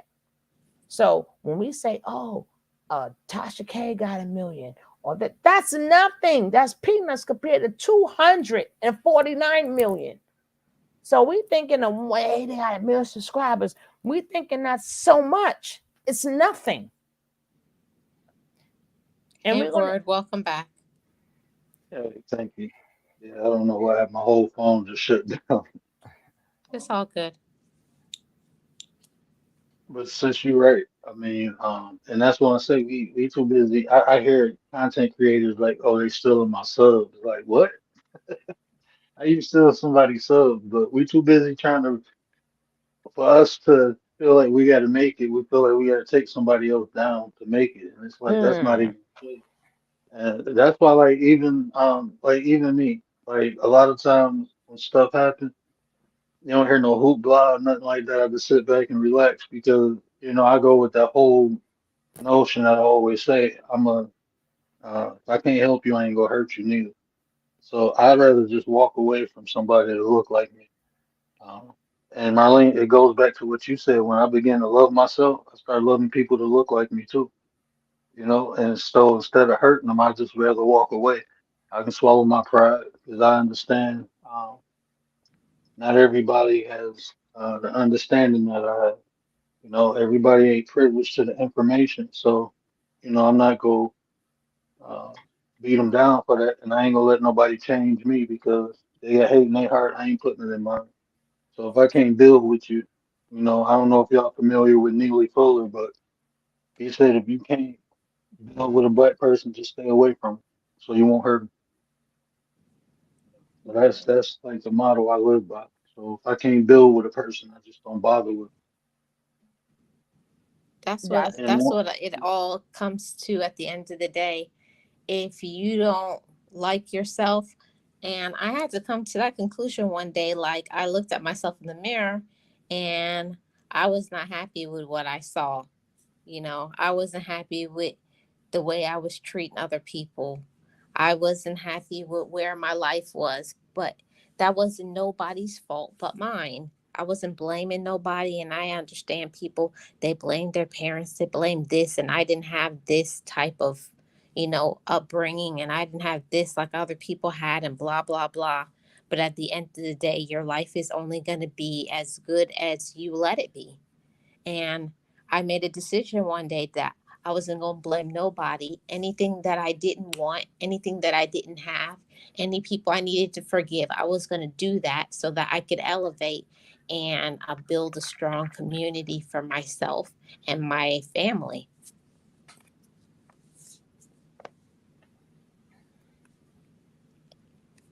I think the charge I have to let my phone charge. Oh, okay. Yeah, but like I said, we can do it, but it's like I said, we make it hard on each other. But the only thing is, we just can't say it can't be done because it has been done, just not with us. But it has been done and is being done every day, just not with us. So we ain't not trying to make that real money. Cause when you look at I just sometimes just sit back and I just be looking at stuff. And I'm like, wow, why I just feel bad. Like, why we can't do that? Why we can't circulate it? Like we all like even other people, there's no they talk a lot of people talk a good one, but they don't believe in half of the stuff they be saying. It just sound good to their listeners because they're not practicing nothing that they say. Yeah, and you also find that people, miserable people like to make other people miserable. And that's just what it is. If you're unhappy with yourself, why would you want to see another person succeed and elevate and do better? And people always say, oh, they think that they're better than me. all of that is just all stems from jealousy. You're just jealous that somebody had the nerve to want better and they did it. They had the nerve to want to get educated, to get a better house. And yes, if you used to live in what they call the hood, the ghetto, and you moved out, that doesn't make you better. You just don't want to deal with the or all of the drama that happens sometimes in that community. And it's nothing wrong with it. You have to do what's good for you and your family. It's nothing wrong with it. But imagine if they didn't move out. Imagine Mhm. the places that we call the ghetto, it's because people left it. Imagine people didn't leave it. Imagine when you got better, you didn't leave it. So of course there's going to be more vacant stuff because you're leaving. But imagine if it wasn't vacant and people who made it better stayed where they were. I'm not talking about in the PJs or nothing like that. I'm saying if you bought up some of them houses, and being that we didn't stay because we thought it was the ghetto, especially I remember in Harlem, they was giving away the houses for $1 to buy it. You just had to fix it up. Black people didn't want it. They wanted to get out. Them little brownstones, it's like $2 million, $3 million now. Certain places of Brooklyn, nobody wanted it. Oh, we want to I get out. remember, We sis, in yeah, we Brooklyn. yeah, but especially the ones in Harlem. The Yeah. ones up in Harlem, because if you go to Harlem now, baby, Harlem is not the same Harlem. Harlem is not the same Harlem. So it was certain places in Harlem for the brownstones. They were like, oh, we wanted to move out of Harlem so much that now to get some of them come check me out will be on it for you to hit the panel. What you need to do is like find one of my small videos and leave a comment, and then I'll find you. I'll find you, but that'll be no problem. But I forgot what I was saying, sis. You know It's I'm all getting good, sis. I'll say I'm I'll getting say old. my thought for a bit. Well, you're gonna have to So say it now because I forgot. I forgot what it's I all was. good. I was just thinking about, like what I see in the community all the time. People have businesses, and I don't understand why when we have businesses, like we overcharge each other. We like if it's a auto mechanic shop, you overcharge, or you cut corners and you don't fix things the right way, or you do things so that they'll have to come back, or somebody who's a hairstylist, they way overcharge than what is the normal price, No, they and then you over get mad when you don't get that same business no, they anymore. overcharge us, or they don't do the correct work for their own. But if another race come in there, baby, you it's gonna be shining. They're gonna give you a free when you walk out. They're gonna give you a free wash. You know that spot was. Don't worry, I made it all good for you. But for us, it's like, well, just another job. But for anybody else, it could be the same store. Anybody else, you getting the works. But we have never learned. Forget about valuing ourselves. We never learned to value each other. We never learn how to value each other. Only time we valued each other is when, let's say, you probably did become an entertainer. We value people that we can't touch, we can't talk to. Like we honor people like a Jay-Z. We have no way of touching them, calling them, getting next to them, or anything. So them are the people that we honor because they just because they have money, not knowing that we it was our money that got them there by supporting them. But Mhm. we don't know we can do that to a lot of people in our community. We could elevate, because it's a lot of that happens in foreign countries all the time. You only support They only support their own, like, If you want to get your whatever, everything will be your own people. But I understand why people don't. I understand why, because of the cutthroat thing and the, doing you wrong and all of that kind of stuff.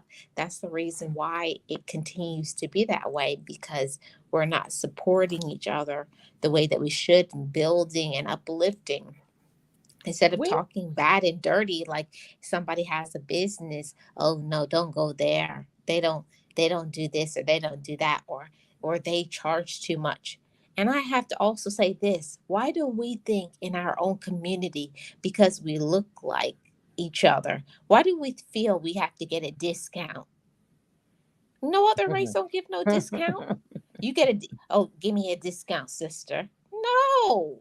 If anything, we should be giving each other more, just because, say, I support you and here is an extra tip. Yeah, because number one, they're not getting they're not buying, being that they're not buying big bulks, they're not, of course the next store will charge you cheaper because they are a bigger store, so they're buying more, so it costs them less for it. But if you're a smaller store, of course my grease, or let's say cocoa butter, costs more than yours because I'm not buying as much as you're buying. So so the person who I'm buying it from is charging me more. So of course now that will go to the customer. So people forget about that. But if we for let them grow their business and they start selling out, then they can purchase more from the supplier, which will make the prices go down. And then we waste our money, like on on um like sneakers, and like who pays $2,000, 3,000 for? I remember I think I was watching something and 50 Cent went into the sneaker store because they had them on one of them shows, and one of the sneakers was $5,000, and 50 Cent said, "I wish I would pay $5,000 for a pair of sneakers." He said, "That's a whole car." And I used to joke and tell people the same thing when we was younger. When we was younger, to men used to couldn't wait to get a car so they could pick up girls. Now they getting sneakers. They getting sneakers. They're not even getting car. They like you wanted to work towards something by the time you got 18. Now these kids don't have that same drive. Like by the kids like that, I can't wait till I get 18 so I can get my car, and I can get this, I can get that. They don't think like that anymore. Yeah, and also, and what's up with the ladies? I gotta, I gotta say, even me myself, what is this about spending all this money on a handbag? Like, I always say, like, who cares what you have on your arm? Like my mom used to always say, you can have a $3,000 bag all day if you want to, but how much do you got in that purse? It's better if you find a 30, 50, $100 bag and have 3,000, 4,000 in it, than to I, have a $4,000 bag and you only got $2. I am so glad names mean nothing to me because I don't know these people, and people don't understand. Again, you're not circulating the money. So anytime you buy these bags, you're supporting their community, and the money is going to their community. You're taking it out of your community and you're putting it. Anytime you buy an Italian bag, that money going to Italy or things that's containing Italy. You buy something that's French, that's going to something the French community. So they people think it always no when you buy something you support their whole community. You just don't realize you're supporting their community. You're not just buying a bag, you're supporting the community. So wherever you support, like a lot of people, they'll get our money, and then what they do, go buy their homes in their community. They support causes in their community. So we just see it as a bag. We need to stop seeing it as a bag or a pocketbook. We need to see it as that's their community. Yeah. So Versace, Italian, right? Yes. So every Mhm. time you buy Versace, that's Italian community you're supporting. Yep. And I just want to say something that I got to get off my chest, like, because I do have a person that I go to for my brokerage account for all of that. You know, I have to say this to my black people. We can have wealth. But one thing that the person who's in charge of my portfolio, what we were talking about, yeah, we always say we don't have the money, but guess what? We're eating our retirement. You don't have any money, but you're living at Wendy's, Chick-fil-A, this place, that place, everywhere. You got to cook at home. There's some things that you got to prioritize. And I understand when you're working hard, the last thing you want to do is make a meal, but it's going to be better for your health. But you got to think about the long run. What's going to happen in 5 years? I could be retired. You got to think about the bigger picture, not just here and now. And that's what we usually don't do. In every other community, they have their budget. They know how much they're going to spend every month. And I had to tighten my buckle real tight and get serious with myself, because you're not going to be reaching goals and getting the things that you want just you get money and then you spend all of it. You got to know where all your money is going. And we got to start thinking about those things and building things, or you're going to be in the same situation 5 years from now if you keep making the same decisions that you've been making when it comes to your finances. Because every other community besides ours thinks about how much you spend, where is it going, how much I'm building, how much I'm investing. Instead of buying those $300 sneakers, why don't you invest that $300? Mm-hmm. Yeah. And then that's something too. Like we don't even teach our kids. And then when you got people, when they leave the community and now they're middle class, they forget the people who was saying, hey, don't bother that person.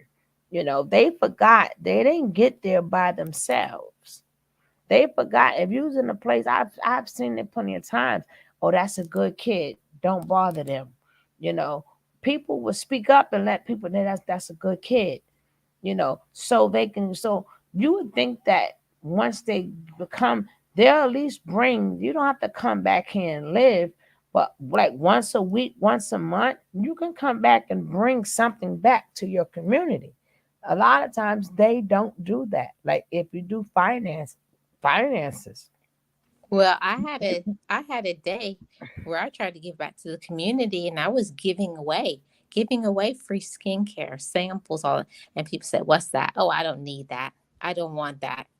They didn't even want to try. All they thought about was the outside, like, getting their nails under their feet done. Every other community was like, "Oh yeah, I'm interested. I want my skin better." They just only think about the surface, nails and feet, but you got to think about your skin, your teeth, all of that. That's all a part of your wellness too. Yeah, everything goes together. And even if you worry about your nails and your feet, okay, so how about you go to school to learn how to do it? Anything that we spend our money on, we should know how to do it, but we don't want to. We don't want to. Like back in the days when we was younger, everybody knew how to do something. So we didn't have to go to like a lot of these beauty parlors and stuff, because one friend knew how to perm, one friend knew how to color, one friend knew how to braid, one friend knew how to throw in a weave. We did stuff amongst ourselves, and then we took nothing and we made it out of something, which they're all duplicating today. That's all you see is cut jeans now. When we've been doing that because we wanted to change the look of the pants, because we just wanted to change Because the we look. only had one pair. So we wanted to just change the look up a little bit. So we purposely cut the jeans and put the Now look how much they're charging for that. And people don't understand why. I was like, why did you buy that when you know you could do that yourself, right? The price went up because it's cut, not knowing that you do own some scissors, don't you? Like people don't even want to take the time. So it doesn't. It's not hard to do. You just cut the pants, okay? But Yeah, again, we like I always say, it's nothing wrong with, embracing your own style. You don't have this is a cookie cutter society. Everybody is trying to be look like, everybody look the same. So when I see somebody out on the street, they got a whole different look and vibe, I can celebrate that they're not a cookie cutter. I like somebody who is different, or people who would say, you know, they have a whole different style. People got to get back to being and embracing who they are and setting their own standards of style. she said, I think we are more creative now. I think we are more creative than now. Because all everything they doing now, we done already. We done it. We've done it already because we didn't have. See, when you don't have, you're gonna put stuff together. When you don't have access, you don't have the money, you become very creative. Very creative. So their creativity is coming from what we created already. Yeah. And people, what like you were saying before, I'm going to build on that. We're always talking about other races and other people have, oh, they're so creative, and we'll go to those things and support those things. But are we supporting the talent that we have in our own community? And I understand that we don't even know how much talent we have in the community because we're not getting into programs, putting kids in programs, highlighting those that are, talented with whatever they do, who can draw, who can do this, who can do that, and support those kids. Because if the next generation is not getting into it, it's like it's going to stop. It's just like a lot of things, different products and services. When those older people die, the younger people aren't taking it over, so it ends. And that's the Yeah, same thing that happens all the time. that's just like a lot of these public speakers, right? And I used to be so angry with them. So some of them you see, and I'm like, they are really good. But the people who pay to see them already sort of kind of you y'all sort of kind of like minded. That's how they know you, and that's why they went to see you. So they just want to confirm something that they're thinking anyway. They just want to hear it come out of your mouth, right? But it's paid for. But for the people who really, that's not helping the people who really needs to hear it because they will never hear it because they can't pay you. So what help are you really doing? Because I have to have, like, for me to even know your name, I have some type of intelligence.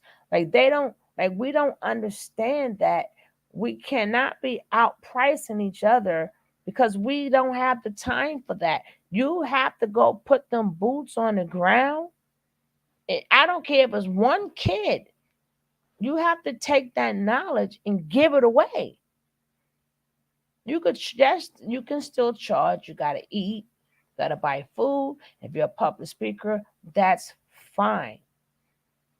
But our race, we're gonna have to sometime you're gonna have to give that some of that information away because that's why we can't move further neither. Lack of information. And And that's why I always say it's so important to pay it forward. Those who have talents, like people who are barbers, certain things, like whatever it is that you do. I'm speaking to everybody who is in this chat. Whatever it is that you do, not all the time, because like you said, you have to eat, but sometimes give something away. Give back to your community so people can even find out who you are. And that's how you're going to get more people to come in. It's nothing wrong with giving something away, giving back to the community for people who don't have. You know what I'm saying? It's nothing wrong with giving back, but you can't give away everything for free because you do have to eat. Yeah, exactly. But you still, like I said, Amen. once a month or something like that. It's nothing wrong. It's like you're saying haircut. Well, then teach some kids how to cut hair. You know, understand what I'm saying? Let certain trades that are lost now, that are lost, we can help each other. But again, we're not going to do it because we want to sit back and call each other bums and broke. We get more of a kick out of saying the most disrespectful stuff to one another. We get more kicks out of that. Ah, thank you, Miyad. Yeah, thanks everybody who's here in the chat. Yeah, I I just I shared it. just gotta say, Yeah, we can't even share each other's stuff because we scared. We scared for goodness. We don't even yeah, we share don't anything. you oh, I don't want her to get better than me. And when they start growing, oh, look at them. Look where they got and how come I'm not there. We shouldn't worry about those things because when something is coming for you, it's going to come for you in your time. And then people don't understand too. And I can't stand when people go, I ain't volunteering. I ain't doing this. Or a lot of people that I ain't doing no internship. I'm like, that's how people get the best jobs because that's how you learn and get connections. And people see how you work and you can't get fired. You understand what I'm saying? You can't get fired. But that is the best class you could take is by being a volunteer. That's the best school you can go to. That's on job hands training. But people think, oh, it's not about the bag. You know how many people got really far just because they was volunteering? Like whatever you would like to do, see if you could find a volunteer spot. That'll start you off. We don't even want to start from the bottom because we think people owe us something and we think that walking in the door, oh, well, you better know your value. You better sometimes we gotta humble ourselves. It's okay to start from the bottom. We don't want to humble ourselves. We want instant gratification. We want instant money, not knowing that if you did volunteer, you're meeting people, you're learning people, and then them people, when you're volunteering, they don't mind showing you the tricks of the trade. They don't mind. But if you don't put yourself in the position, that's another thing, another problem that we have. We do not want to put ourselves in the position to grow. Volunteering is one of the best things that you never know who you're going to see, you never know who you're going to meet, and you learn a lot of stuff. And people do not mind, like, go volunteer at these business courses, go volunteer at these corporations, you know. Volunteer wherever you think that you can volunteer at because you will learn the tricks of the trade. You're going to learn business. And a lot of people go to school for what? Just by volunteering for free, you got a free education, depending on where you want to go. But no, there two people too good for that. Like we too good. We the only people that I know don't have nothing but too good for everything. Yeah, that's what I always say. My mom always say, "Hey, a closed mouth ain't gonna get fed." So you got to ask for what you want. And I understand it's scary sometimes. I'm not gonna lie. Like when I was getting into this industry that I'm into now, you think how many black people was in my class? I was the only one. It was every other race in that class, but I said, I'm going to excel and I'm going to be the best because I love skincare. That's my thing. It's been my thing for a long time, but I had to identify what I really enjoy. And I really enjoy. I like seeing people after they come to me for a while and their skin starts to improve. I like giving people elevating people's self-esteem, and sometimes I have conversations. I become some of their therapists sometimes. So it's a good thing. It's something that I enjoy, and I try to give back and do things for others. But you can't. Some people you can't help. That's what I've come to that conclusion too. You can't build and help everybody because some people will backstab you quickly. Yeah, but if you take the out the equation, remember we don't, one person represents generations. So even if I can't help a lot of people, if I help one person, I have now helped them, their unborn child, their unborn grandchild. So it goes generations. So even if you get one, it may look like one person, but it's really a lot of people. It's really a lot of people. And one may turn into two.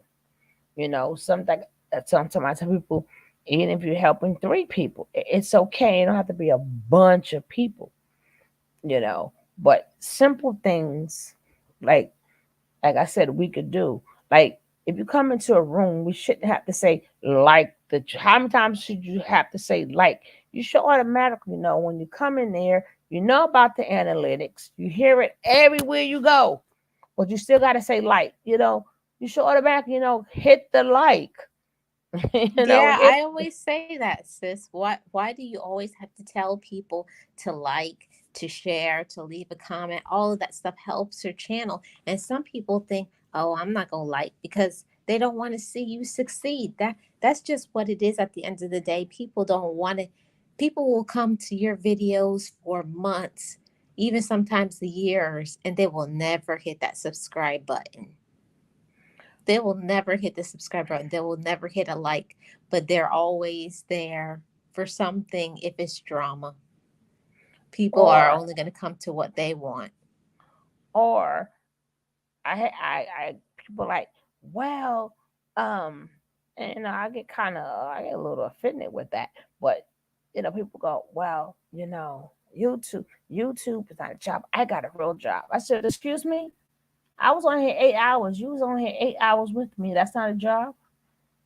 You know that it's a job. You got to prepare yourself. You got to prepare your lessons, and yeah, people only think that because of the smaller YouTubers. But baby, imagine how much them people with 249 million subscribers is getting, and that's only the top 50. So imagine over the hundred of thousands of people who have channels, they getting paid good money. Y'all just tell us that because we're small and you want us to give up. And then people are coming to your room, been with you for years, ain't not never give you $1. You can't scratch up 4 quarters.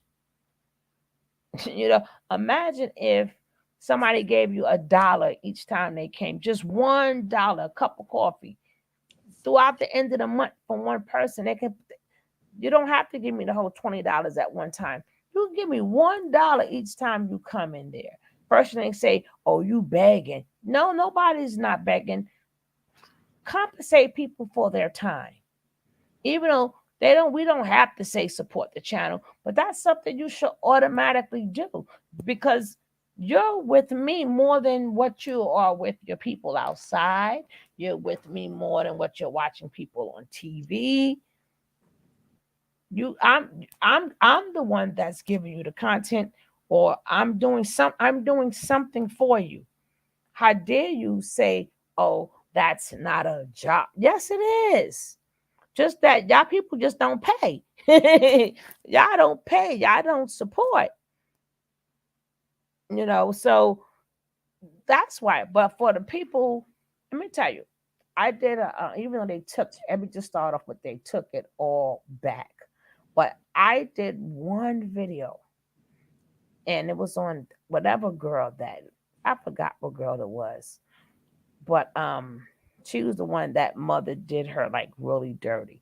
I got over 200,000 on that one video. Mm. And I got the video. I took part of that video from Facebook. But for some reason, being that it jumped so high, it must have alerted the Facebook people, right? But before they took it down, that one video made over $3,000. Mm. That one video made over $3,000. I was like, oh, yes, Lord. Then I was like, oh, and they was like, nope. Facebook said, but I had other ones and I showed them. They didn't touch them. But just because that one did over 200,000. That alerted something. I got more videos from what I did than what they made themselves on the video that I did about the young lady, and they took it. So I said, well, hold up. If that was 200,000, even if somebody don't get over 200,000, but you got people who get like 30,000 a video. So if they do 5 videos, that's like 3, 6, 9, 12, right? 12, 15. That's 15,000. So can you imagine throughout for the whole month? So if that was like a couple of thousand for one video, imagine if you split that 200 down, 200,000, 200,000 down, but you're doing that consistently. That's like a good 5, 6,000 coming in a month for some people, and that's lower level people. So you know, um, just imagine um, uh, if you calling it not a job. No, it is a job. We See, all. you know what I think? What I think, sis, I think YouTube is actually harder than a regular 9 to 5.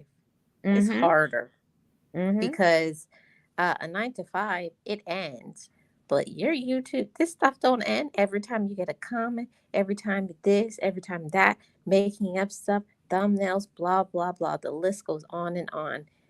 You don't even get paid enough until you become big. But for people who say that this is not a job, I always say you try, you do this, and then Yeah. Well, come I got talk to to go to me. my real job. I'm like, no. This is people. If the people who say that, I'm like, you know what I mean. Sometimes we do hours, so many hours, we forget how many hours we're on. And sometimes one time you usually do an hour. Before you knew, we was there on for 3 hours. And we like, where did the time go? You know? And then we may want to get to the point to whereas like if we had support, maybe we can get the studio together, get the background together, make it more. But we work with what we got for now, right? We do work with what we got. But some people, they got their microphones there, because they people take care of them because it's a business. It really is a business. So the more your people take care of you, then you can say, okay, now I could buy this, or I could buy this camera, or I could do this, and you can make it more professional. Because a lot of us do a better job than what we see people do on TV. Yeah, we are entrepreneurs. Yes, ma'am. Yeah, Yes. and I always say you're only going to be successful as at anything the more that you put into it, the more you invest, the more you're trying, the more you're trying to learn. But I get it. Just like Tay was saying, YouTube test to see if you believe in yourself, and a lot of people give up because they can't take the heat. It's hard out here, and YouTube is cutthroat and ruthless. The people that come to your chat and the stuff that they say, and mm, people will just, you know what I'm talking about, And sis. then they want to What people put will you, do, and what then they they want to say, put and you in a mess. I'm like, we ain't got us as they will black put you in people. drama. You We, didn't do nothing. yeah, but we don't. But we as black people, we don't have the time for that. No other race does that but us. No other race go out of their way to take your channel down. I'm like, why would you do that? First of all, y'all ain't even Yes, got no. reporting you for nothing. Yeah, reporting you. And then they got the thing, well, if you're that person's friend, then you're not my friend. And then I'm like, yeah, y'all may think it's cute, but in all reality, it's not cute. It's not good. Why would you take something from somebody's, you mad at them, and now you took their channel. So now you don't understand that trickles down to their whole household. Now you Mhm. cut their kids' money, you cut everybody because you're mad. No other culture do that, even if they are opposing people. Even if we oppose each other all day long, they would not go through the measures that we go through to hurt each other. A lot of people, CNN probably don't get along with ABC, but they still can both exist. And they don't sit around talking about each other. They don't, oh, well let me expose you. Because their people want to hear the news, just like, but they still don't like each other. They opposing people, but they could still both exist. A lot of these news people, they all trying to get ratings. They all want it, but they all still existing. You know, if the Yeah. show come, if it goes away, it goes away. But it didn't go away because we all got together and say, "Hey, let's keep flagging this channel, or let's keep exposing each other." Well, you know what? I'm going to take your channel down, or I'm going to get your channel, or I'm going to strike it. We the only one. That is so embarrassing to me, as just as a black person. That's so embarrassing. Yeah, I think that, that all goes back to what I was talking about earlier, sis. Like how when something's going on and somebody say, like when you live in an apartment complex and something's going wrong in their household, say, they don't have food to feed their kids, or whatever's going on between the baby mama and baby daddy and whatever, and we you know this, but you smile and you laugh at it, or you say, oh, I know you're, if you they got a business, I knew it wouldn't work. So you're already trying to set these people up to fail.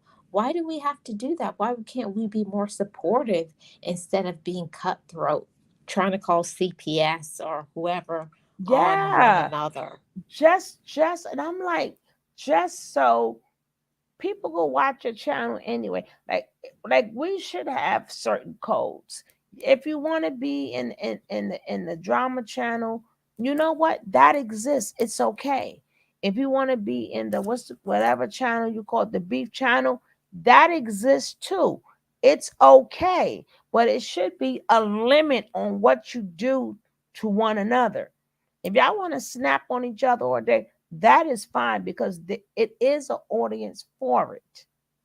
But when you go out of your way and dig up people mothers, their kids, and then you looking for them all over Facebook, wherever you can find something of them, they'll find in your Facebook page and find, like, you go, this is what that's how dirty we get to destroy one No, another. and what about the ones that will call the police to show up at your door? Yes, but only I watch a lot of other channels, and I'm like, they don't do this. Every 5 minutes, I'm exposing you, or I'm expose you. I'm like, y'all both can exist, right? Yeah, both of y'all can exist. Yes, y'all can go after each other for what I don't know. Yeah, I don't even know each other, but y'all can go after each other. Y'all can create these fake beats, but it should be a limit to what we. This is what we will do, and this is what we won't do. Like kids is off limits. Like going through, like your mother is off, like your family. This is, we decided to be in the beef channel. Not everybody we know.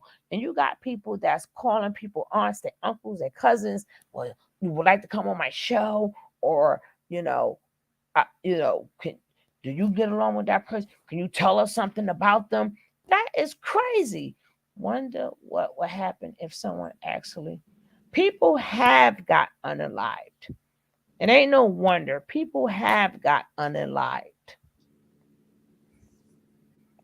People, I told you, I've seen a show, not a show.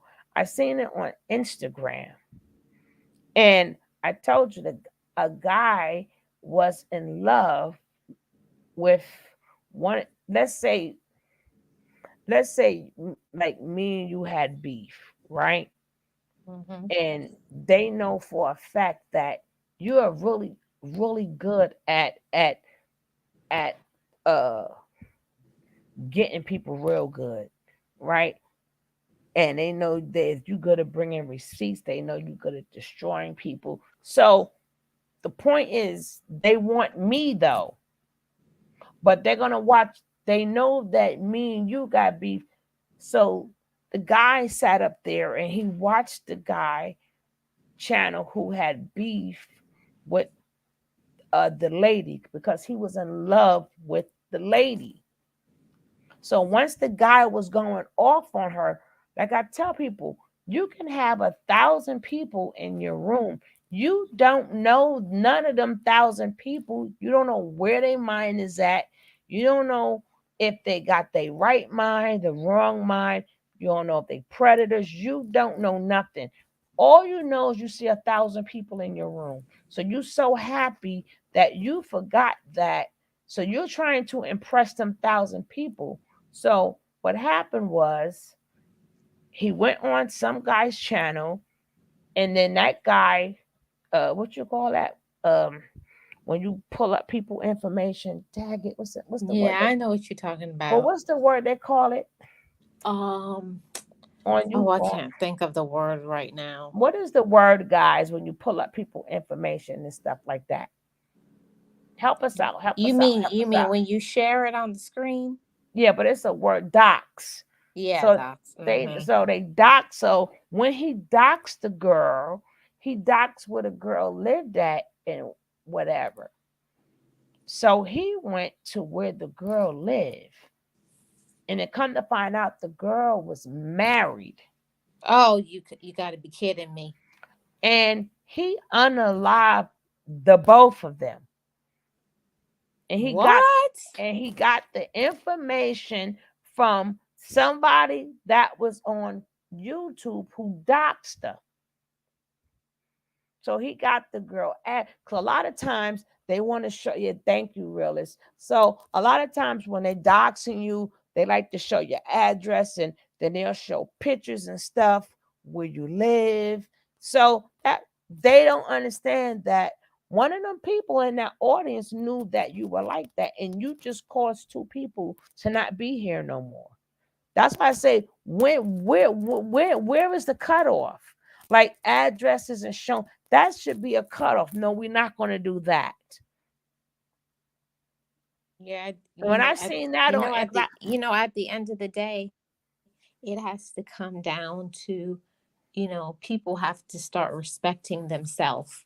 You can't give that to somebody. That's a gift you got to yep, give yourself. You got to know how to respect yourself. And when you respect yourself, you can respect other people.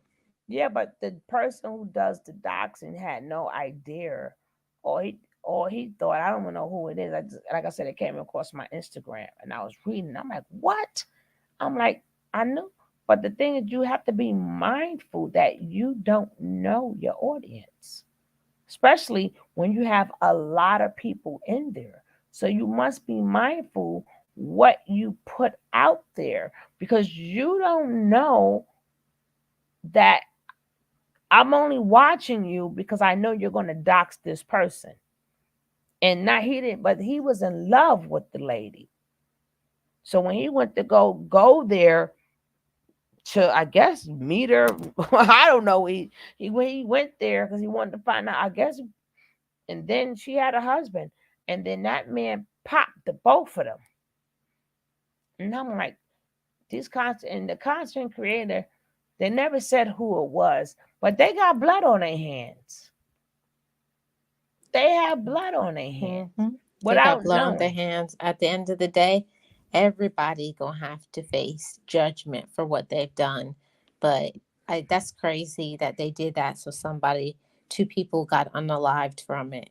That's crazy. Yeah, because she was a regular woman, had a regular husband, and you say, oh, you so happy you got all these people in your room, that sometimes you got to be responsible when you doing content, when you doxing people, and addresses should be a no-no.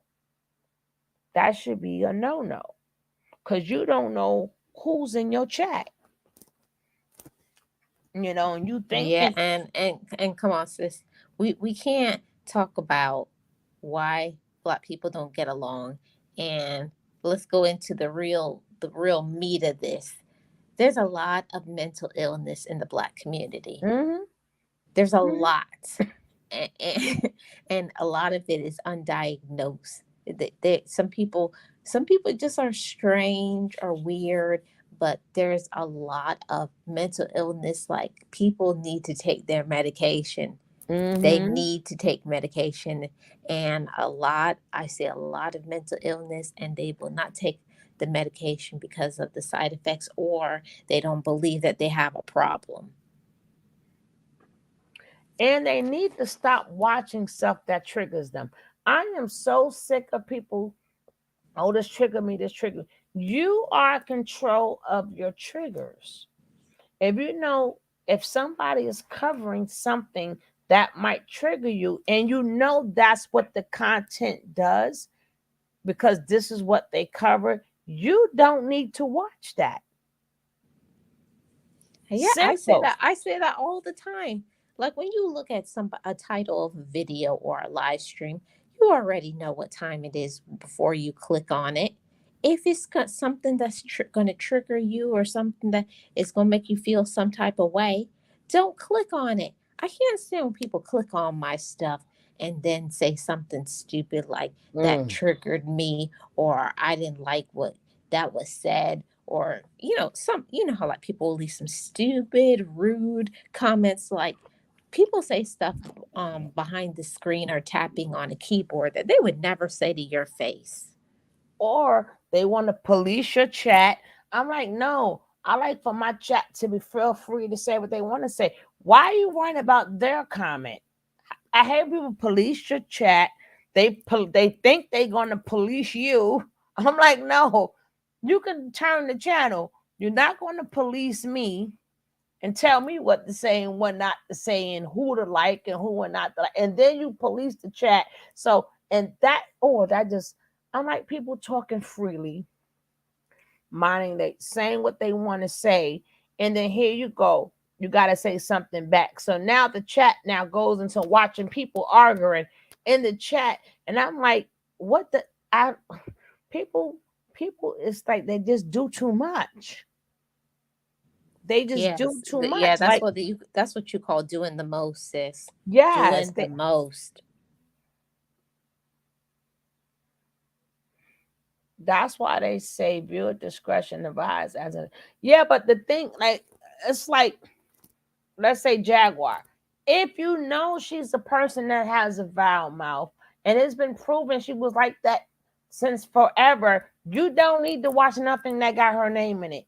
If you know that things in cults trigger you, why would you watch anything that has Nature Boy? You want to watch it. So if you want to watch it, then it's triggered. Then don't watch. Listen, you have to make up your mind. People content is going to be their content. And if anything, that certain things I know, if it's going to trigger me, I'm not watching it. Yeah, Or if but it, that's the thing, sis. That's the people who have mental illness. yeah, They don't know how to make a decision. They don't know what they want. And it's also, on top of all of that, mental illness unchecked, but also these people, they're controlling. They want to control what somebody else does. You can't control what nobody else does. Most of the people who are the yeah. most controlling, the most judgmental people, their life is messed up. And then you got the people that, like with me, I can't express enough. These are people lives, not yours. Do not get emotionally involved with these people. Number one, you don't even know if it's true or not, because remember, we're covering their content. So if we're covering their content, that means they're making up the content. So they're making it up, and now we're covering it. So you don't know which part of it is true, what is not true. But being that you haven't healed whatever happened to you, you get really emotionally involved. And then you, oh, I hate this person, I want to get them. They didn't do anything to you. They didn't do anything to anybody. They're hurting themselves. But being that you have so much built up trauma, that whatever they do, again, you should not be watching these type of things. And I don't understand that because you couldn't get the person that damaged you. You now want to go after these people you don't know. So now you get everybody together, get them, get them, get them, get them, get them. Oh, I hate that person. And then all these people, I'm like, too much hate for me. Like, how do you hate these? You don't know. Like, I can never hate anybody on here because I don't know you. And I don't like you enough to whereas like you will really bother me because I'm going to cut this off and I'm going to get right back to life. You know what I'm saying?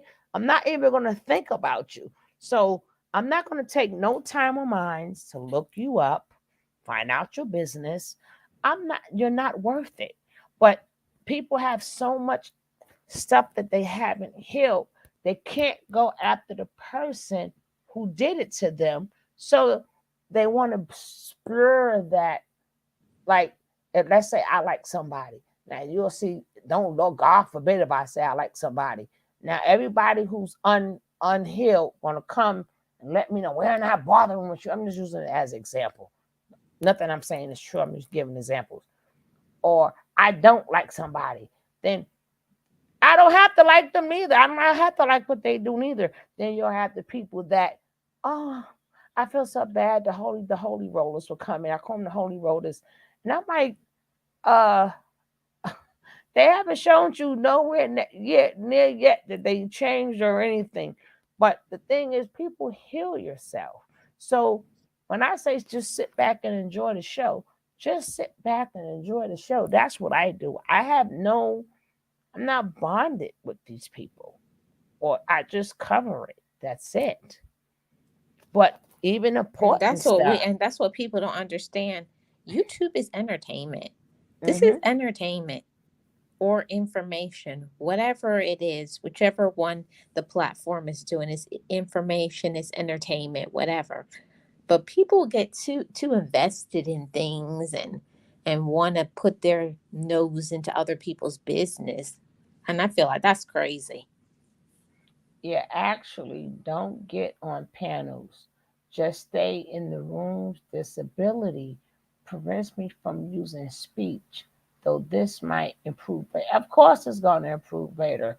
Service connected disability, but yeah, you is definitely going to get better, sis. Honored and humbled to be asked. You're going to definitely get better. But like I said, we have to again, but people don't like a lot of people come in the room. I'm like, oh, so y'all was really here because y'all thought I hate somebody, or you here because you thought I like somebody. But when you realize I don't, I'm just doing commentary. Oh, That's it. all you have to do if you want people to come into your chat, say I don't like somebody and put that in the title. Everybody gonna come running because people love the tea. But if you talk about something, a positive topic, you ain't gonna have a one person in your room. Because we are sick people, like you said. And I'm not saying we are, I'm talking about us as a whole community. We are sick people. And I've seen a lot of people that they don't have no balance. Like you can watch all of that, but the way I'm hearing you speaking, you're really into this. Like what else? What like why do you and they'll go from channel to channel to it be the same thing. They'll go from channel to channel to channel to channel to channel. So they want to hear what you say because that's I'm like, no, find another habit, find another channel, find something that gives you totally different information. Like me, I have a balance. I make sure I learn something every day. I make sure I learn something every single day. Then I know I got to start off my morning with my new edition. It's just something with new edition. It's the live shows. You know, I have I know I have a love hate with new edition, but that was since I was like 12 years old. So, but they just do something for me. They even make me feel good or make me feel bad. Depends on what song comes on. And then but it's just I don't know what it is about new edition, but maybe it's a new edition always pops up on my feed, but it has to be a live show Why? Because it takes me back. Maybe that's what it is. So it takes me back because I may be seeing them in the present, but my mind is in the past because of the songs, right? So that's what my thing is with New Edition.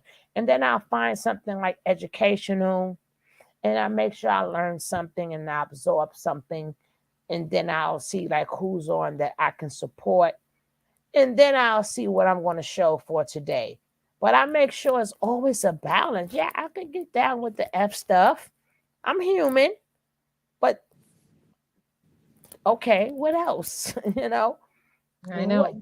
you got to have something else because you have to build. You got to have something like they had the young guy. Remember when he first came out? You got to check him out. His name is Smart, right? His name is You Smart. you gonna have to send that to my IG, sis. I don't know how to do these things, but I'm going to send it to you. And I have another topic because I wanted to. I ain't gonna tell you the topic because we live because it's gonna be another Yeah, topic. I know. You could just I hit me. can't find. I can't even find you on. You're gonna have like to say hello to me on my Instagram Okay, because I can't I'll find send you a you. message as soon as I Or end. or I just found out I could do the telephone call from Instagram. I didn't know that, girl. Oh, I didn't sis, know. come I didn't know. on. No, I never knew until my phone rang during the live, and I thought it was somebody else. And when I checked it, it said call miss. I'm like, call miss. I said, I don't even hook them things up. And baby, come to find, I'm talking like I just found this out about 3 weeks ago. About 3 weeks ago. I've never known because I don't I don't even feel like talking to people. So I don't hook these things up. I'm like, no. No, I don't want to talk to you. But Yeah, some I come to people you got to be careful who you talk to on this app. no, that's just people, period. Because you got people like that all around the world, not even just on the app. Remember that you got family members on Instagram too. I don't want to talk to you neither. They don't. You got plenty of people who just I No, don't want. I gotta teach you, sissy. It's some people you can filter who can see you. I don't have nothing on my page. You can see me, but that don't mean you gonna see me. I'm not even going through that. I'm just gonna tell you, don't do it. Don't do it. But I don't call me. I'm not picking up. Don't do it. How many times you will see in my chat they will say to me, check your email. I don't even check the emails. You gotta tell me to even check that. I'm telling you, when I disconnect from this, when I disconnect from this, when I disconnect from my telephone, sometimes you have to disconnect. I don't care what it is unless you're going to absorb too much. Sometimes your phone ring too much. Disconnect from it. Like once I go Well, in my when I that's go in, another thing that I gotta say too, sis. What's wrong with people like so connected to their phone? Like I understand, like for business and stuff, you got to do it because that's your money source. But why people got their phone connected to them? They even carry that phone in their bathroom. Take a bathroom, break. yes. And then I'm like, I know some, and most of the time, once I go to the bathroom, that's when if I'm like, listen, that's my bathroom time. You're gonna have to wait or call me back. But I'd be like, you have to disconnect. Like once, like I'm like, what else? After a certain time, you're gonna have to leave me a message. Once I go in my room, I don't take my phone with me. Me and my phone do not sleep in the same room. So it's my time now to either go to sleep or maybe catch a movie. I mean, even on my phone, I don't have my YouTube and I don't have my YouTube, Facebook. I have none of that on my phone. Now I got the regular YouTube on my phone because it comes with it, so I can still watch stuff. But that's regular means there is no app. It's just the regular app. So I can still catch things here and there. But when I'm out, I like to talk. I'm old school. I want to talk to people. I don't like to see people um out and Why are we going out or why are we outside? If you want to be on your phone, then be with the people you're on your phone with. Why are we sitting here? Or if you go Well, out to dinner, I find that to be so rude. Now, especially let dinner. me go into this for a Uh-uh. second, sis. Sorry Uh-uh. to cut you off, It's okay. but why is it that I'm not gonna come for all of them, but some of them, the young people, you could have two of them in the same room, and instead of talking to one another, they texting each other. Have a conversation, please. Can you talk? Yes. Can you talk to the person next to you? It happened all the time in my family. Like, why are you texting? They'll say, "Can you get me a glass of juice?" And they're sitting right next to each other, and I'm like, "What is going on in Like here?" really? Really? I don't know.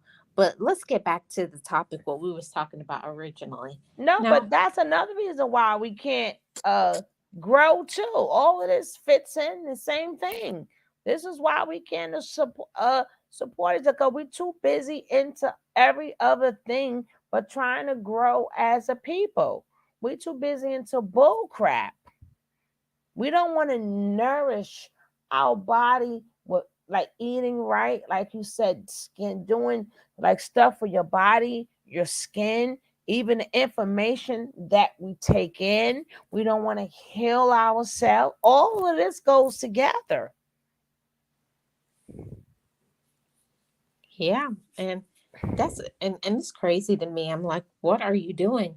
Like, I don't know. I feel that it's a problem when you're with the people that you love, whoever that is, your people, your circle. There should be a time where you disconnect everything, like no phones. Absolutely no phone. Put all the phones in a box in another room. This is family time. And you got to get back to that. Like it's too much. Like you're supposed to be spending time with your family and moms or dads or whoever. Yeah, but They're taking business calls.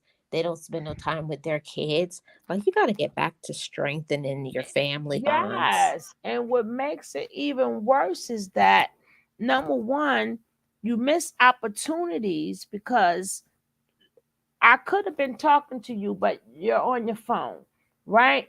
And then you have it to whereas you can't even sit in the kids can't even sit in the classrooms. When the teacher be like, put your phone away, just like that teacher who had to fight with that student over a cell phone. Did you see Now, that wasn't that one? a mess, sis? That was a Yes. mess. That was crazy. That's why I said no till I get back. I'm like, no, all of this goes together. Now the teacher now have lost her job. This student is probably going to be suspended. Now this is on her record, because you can't put down the phone. You can't even sit and learn nothing because you too busy.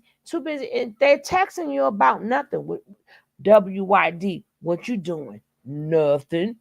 You just spoke to them like probably before school. You can speak to them after school. So you can't even learn in peace. You can't even sit in a classroom a Well, lot of time. this is another issue that I believe is a big problem. Why are babies 5 years old, 6 years old having a cell phone?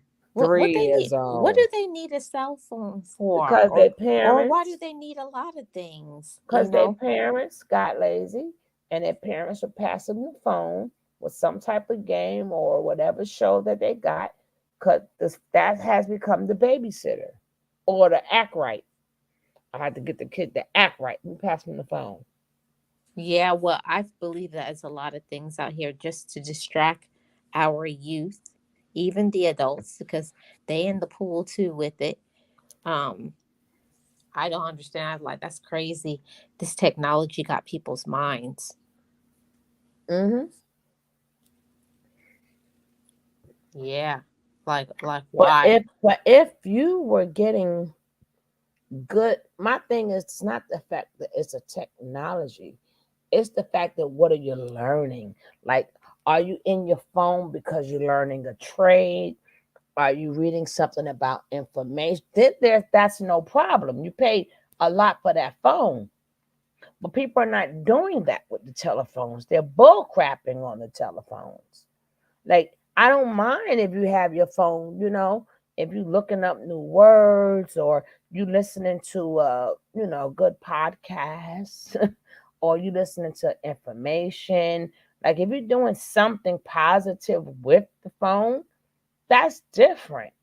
But when what you doing or blah blah blah, then put the It's phone not down. about anything, and we gotta start talking about that, like in our community. Start replacing things like that. Like, you need to remove people like that from your phone. You know, you got to start putting people in your phone that you can build with, that's going to be elevating you to Hmm. become a more successful person. Because unfortunately, some people you can't build with. Some people are satisfied being in the same position. They just accept the ordinary and think this is all I can get. You know what I mean?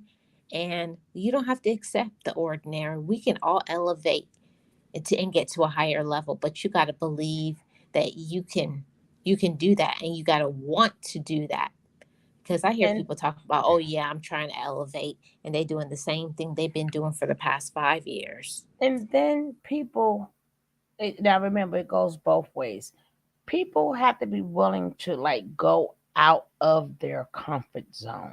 Like, if you live in the inner city, take a ride to where, like, I would just say that I'm in New York. So let's say I would say like Wall Street or someplace where like the real intelligent people be. Now, the flip side to that is the intelligent people got to remember you didn't get intelligent overnight. Have patience with people instead of talking down at them and calling them stupid.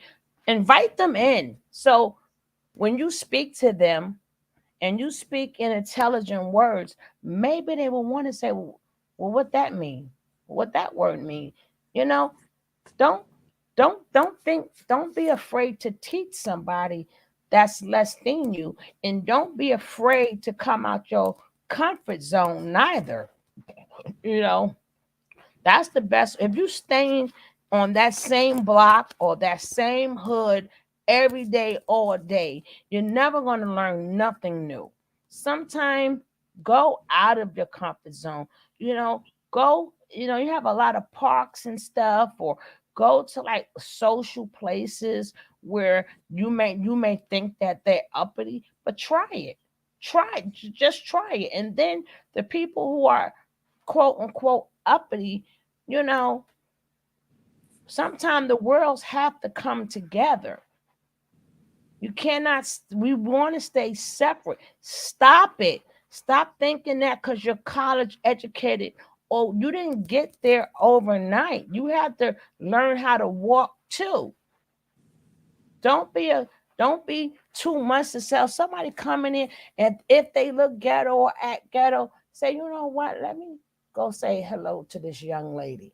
You know, and then they'll change. They Yeah, well, will I change. always say, sis, don't judge a person by how they look, because you don't know what somebody has in their head. A person could look a You might certain can help way. them too. Mm-hmm. Yeah, Hmm. everybody needs somebody Yeah, but to some, support them and believe in them, that they you could know, just be down on their luck for the moment. yeah, but the people too have to say, you know what, let me try, let me go to them. Is, it's certain things, just get out, just leave the area, go to a museum, go check out the museum, you know, do little things that's is still in your city, not too far. Because sometimes it could be a difference of down the block. Believe me, you could this could be like really terrible. And 10 blocks away from you could be the best area.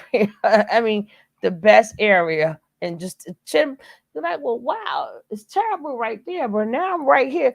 But, say, let me go check out a museum or a gallery or go different places, you know, Get yourself out of your comfort zone. Yes, Get out. yes, sis. I say that all the time, sis. There's nothing wrong with going to a museum or learning something about other cultures because I'm telling you, when you expand and enlighten your mind, that's how you may find out how you're gonna get to your next level. Sometimes you got to be Yeah. around other things and look at other things so you can Mm-hmm. shift and look at things differently. Like, oh, I never thought about it that way. Maybe I could do this that maybe some nobody's ever done. It's time for me to go out and do that. We always think that my life can't change and it's too hard, but all you got to do is rewire and and, Yeah. um, and find a way, because if you say there's a way, there will be one. Make it. Yeah. Or go to like them poetry type of, they got like them little places that they have like poetry night or spoken word. I mean, like they have like a spoken word, or because that crowd is like totally different.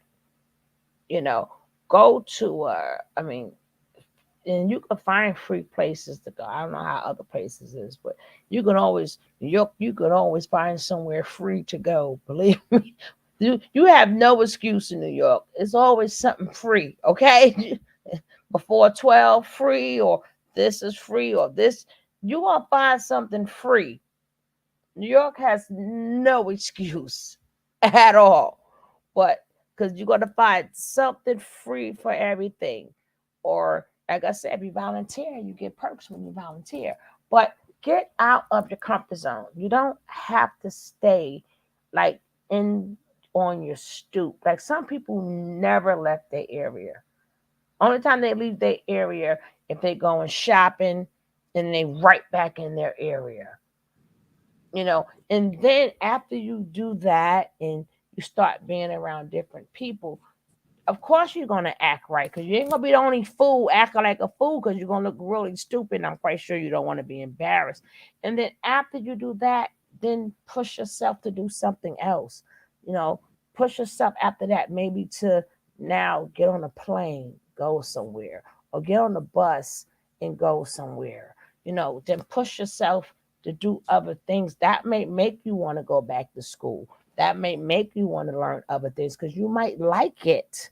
But again, the people who have already made it have to be willing to accept them and say, you know what, I just the point of her being around me or him being around me, I he's going to change because I he's going to follow me, because when I speak to him, I'm going to speak to him with intelligent words.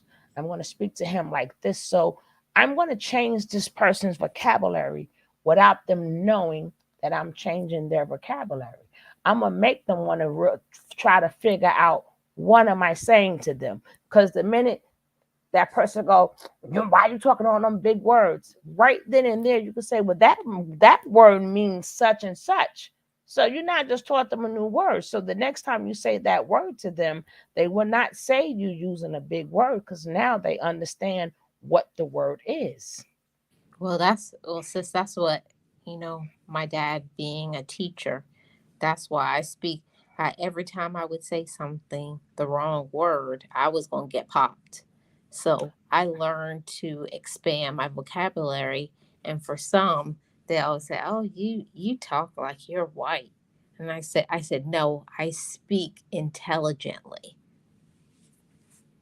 I'm not ashamed of where I came from because I know what my parents did. I know how hard they worked as immigrants to make me into who I am today.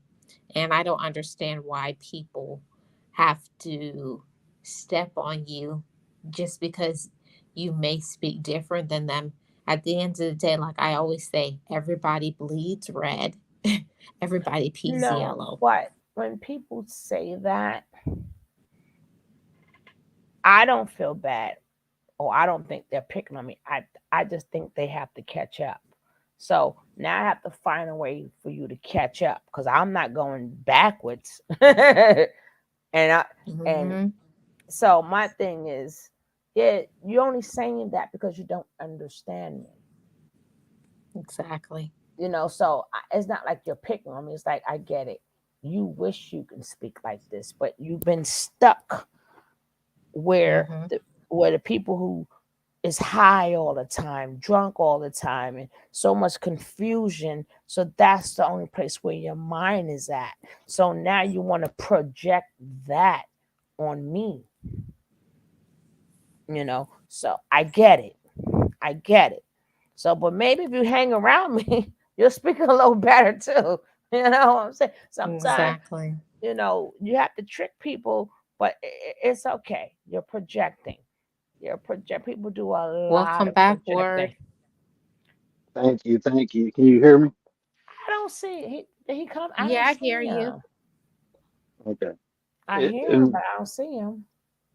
Oh, Yeah, now I he's see him. here. I see him. I see him. Welcome back, brother. thank you, thank you. And to add on to what you just said too, Marlene, and you too, Sugar. You know, I had it was a period of time in my life where I was dummying myself down because of the crowd that I was in. Mm-hmm. And Mm-hmm. you know, I always tried to elevate people, but they have to want that too. So now I'm more selective, and this app gives me the opportunity because a lot of the content I make, um, like a lot of the topics y'all, I mean a lot of the points y'all just made, Marlene, I talk about a lot of this stuff, and Yeah. I couldn't do it in the circle that I was in because they said things like you just said, oh, you talk white, or you think you're better than us, or you bougie now. And it's like, no, I just educated myself, you know? And So, yeah, people don't understand that when become educated, it doesn't mean you don't become less black, you don't become less melanated because you get educated. Now it just means that I have options, and I believe that a lot of times, um, other black people who are not educated feel intimidated by your intelligence, and then they got to find a way to make themselves feel better by trying to step on your neck. Right. They project their not them not having knowledge on you. So I don't receive it. See, people don't understand. You can project what you want. It's like I don't receive it. When people say certain things to me, I don't receive it. I return to sender. Um, right. So we have to learn too. You know, I'm not going backwards for you, and I'm not receiving what you're saying. But if you can't help everybody, and how we always say, everybody is not going to make it, but don't never give up because somebody will hear you. Don't you don't have to cut people off because a lot of times I remember pre-crack, right? All the people that you grew up with before crack, they you thought they was like the best. They had everything. You never thought they'd be a crackhead, right? And they end up being crackheads, and them the people we had so much respect for. And then all the guys who you thought that was hanging out on the corners, you thought they wasn't going to be nothing. Now they are good businessmen, got good jobs and everything. So you never know. You can't judge a book. Everybody comes into their own at different times in their life. Sometimes people just need that push. So sometimes just don't figure they don't want it. You may think they don't want it. You may think that they don't hear you, but they do. They do. And and I, sometimes people is just so trapped in wherever like type of household that they live in. They do hear you, but they hungry at the same time. There is so much dysfunction that's going on in their household that they can't receive it or they can't put what you say to use now. The same way our parents told us something and they thought that we didn't hear them, but as we got older or then we started doing what they were saying, but we still heard them. They just think that we didn't hear them. And then when they realize we heard them, like, oh, you did understand what I was saying. You did hear me. But at that point, let's say we wanted to be young and dumb, but that doesn't mean we didn't hear what our parents said. So always don't never exclude anybody. They will exclude themselves, but never think that people don't hear you. They hear you. It's just that they're not ready to receive it because, like I said, either they're hungry, their house is dysfunctional, maybe they're getting abused. It's a lot of hidden things that's going on with people that they can't reveal to you. So never stop. Never say, well, I'm not going to still deal with them, because if they're around you, they still want to deal with you. But if they got other things to do, you wish them well. You said what you had to say, but they will exclude themselves. You don't have to exclude them, or they don't want to do this, or no, they might not do it at that moment. They might not, because we don't know their circumstances. And what you just said, I know I'm a living testimony to that.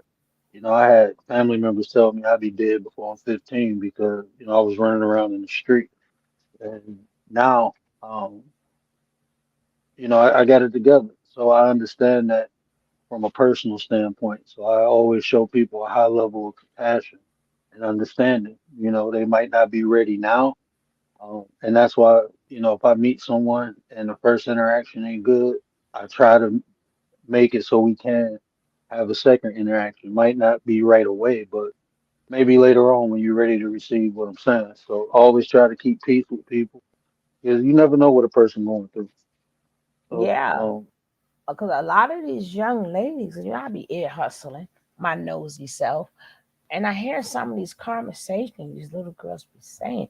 I be like, damn, you got more life than me, to myself. And I be like, poor baby. A lot of these horror stories, but that's because people are sick. Then they pass down their sickness, and then they pass down their sickness. And for some reason on my channel, I get all the sick people. I be like, oh my God, please don't write me nothing else. Because the next time you write me something, I'm charging. I'm not your therapist. I'm not the therapist, okay? I'm starting to charge people. All right, $2 I know, sis. $2 a sentence. Dang. But some of the Yeah, stories that is and also, sis, we gotta parents. It's always starts with the parents. Parents gotta stop. You know, being broken with their own siblings.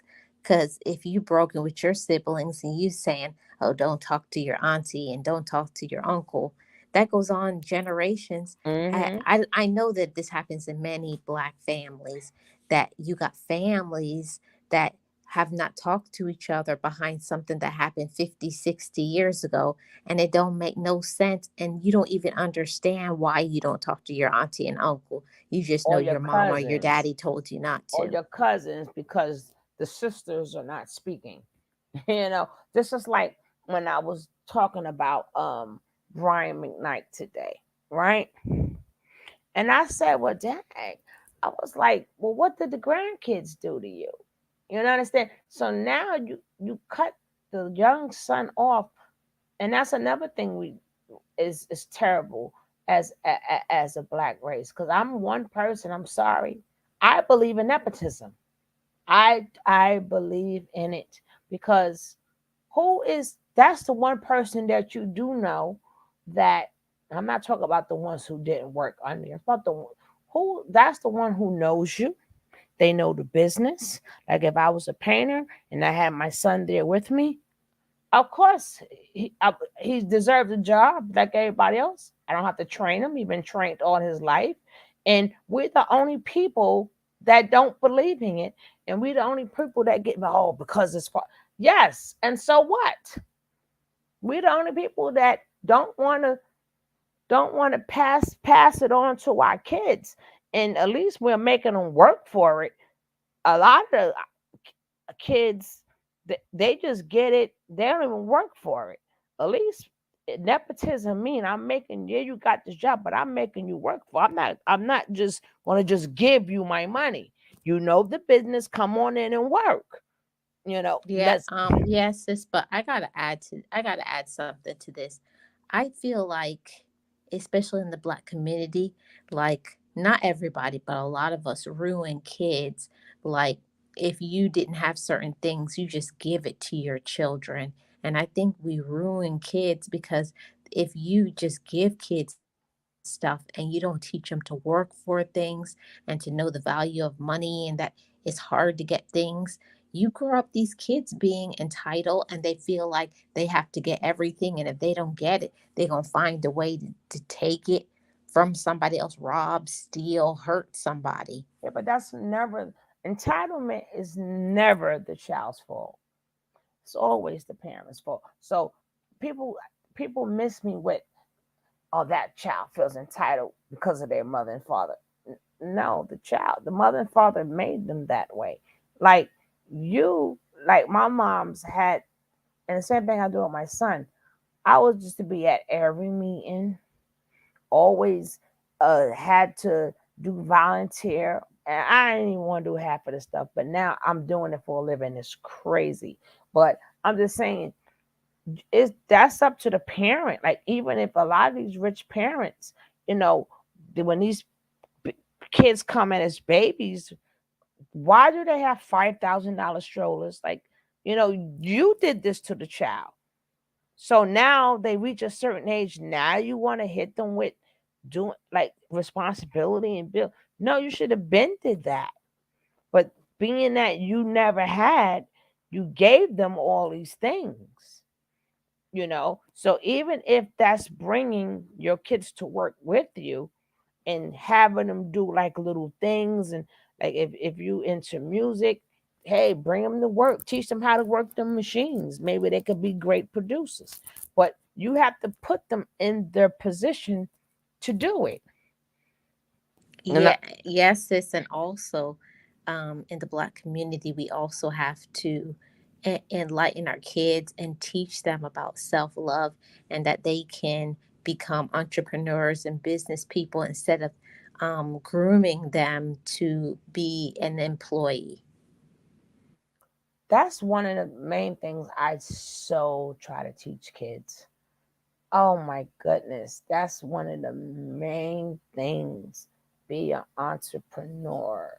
Like I tell a kid, if you're gonna go to college, and whatever you go to college for, I don't care if you want to be a lawyer. Your goal is not to be a lawyer. Your goal is to have your own firm. That's the goal. If you're going to be a doctor, your goal shouldn't be to be a doctor. Your goal should be to have your own office. But you got to start somewhere. But work your way. Do everything you can to work your way to get there. So if that means as you're a doctor, if that means saving your money, then you save your money until you can buy your office, or you get together. Like I know some doctor offices, they don't have all the money. So if you're a doctor, and now all of us as doctors, get all your doctor friends together and acquire a building. So you have the general doctor there, the heart doctor there, the dentist there, the GYN there. It's ways, yeah. So even I couldn't buy the building, but we don't have them type of talks. Like we Yeah, yes, sis. I think the word had something to say. Oh no, I was about to say that's what I always preach. School should be to further what your goals is. It shouldn't be to go work for someone else. As far as education, and but we not taught that, and we got to teach the youth all these things that we just now coming into. We have to be examples too. I think, especially in the black community, um, I don't really think I got a conversation tomorrow about the disconnection between the older and younger generation, and I think that's a key to helping solve the problems because a lot of the older generation, they seen when we had camaraderie, working with one another, building off one another. It fell apart, but just the modes and methods I think we can pass down, but the newer generation is different. than what the older generation is. And a lot of times I just feel like the communication breaks down because the older generation try to communicate to the younger generation like they were communicated to, and it don't work like that no more. Yeah, but you have to remember the problem is that even if they're communicating, that's coming from people who just have jobs. So they didn't even think that far themselves, right? So I'm not going to teach my kid to be an entrepreneur. I'm going to teach my child to get a good job. See, because that's where we come from. We always get a good job, get a good job, get a good job, you know, or make sure you work in the best office or try to go. We don't teach them make your own office because they wasn't there because they all they so that's a lot of these things is really hard to teach your kids. So sometimes somebody else, if we work as a community, each one teach one, that's when somebody else is supposed to come in and now learn them kids them lessons. Because you got Right, sis. And you also, and that's why I always say it's so important, even if you can't as a parent give and feed into that kid. That's why it's so important to have a community of people, I wouldn't say better than you, but those who are at a higher level than you are, that maybe you can only go this far, but you got somebody else that you can extend, that will extend their arm and say, hey, come over here, I'll help you and show you how to do this. Parents can't always give everything. Sometimes you got to reach out to somebody else in the community that's going to help that child to build past what that parent can give. yeah, That's but don't all.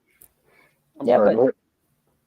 oh yeah, but like I said, don't be scared too, because a lot of parents they didn't have dreams because depending on how old you are because the opportunity wasn't there so you didn't have the dream because it wasn't heard of, but it was heard of, but it was so few.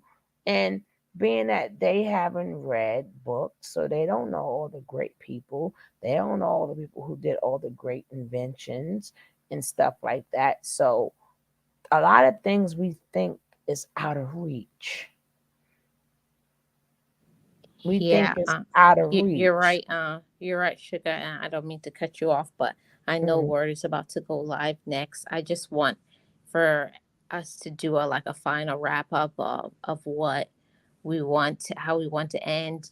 This has been a great conversation talking about, how in the Black community, how we can support one another more. And I feel like we need to have a part two and part three of this. So if you have something that you want to end with, I'll let you guys have the floor. Well, I'm gonna end it with each one teach one.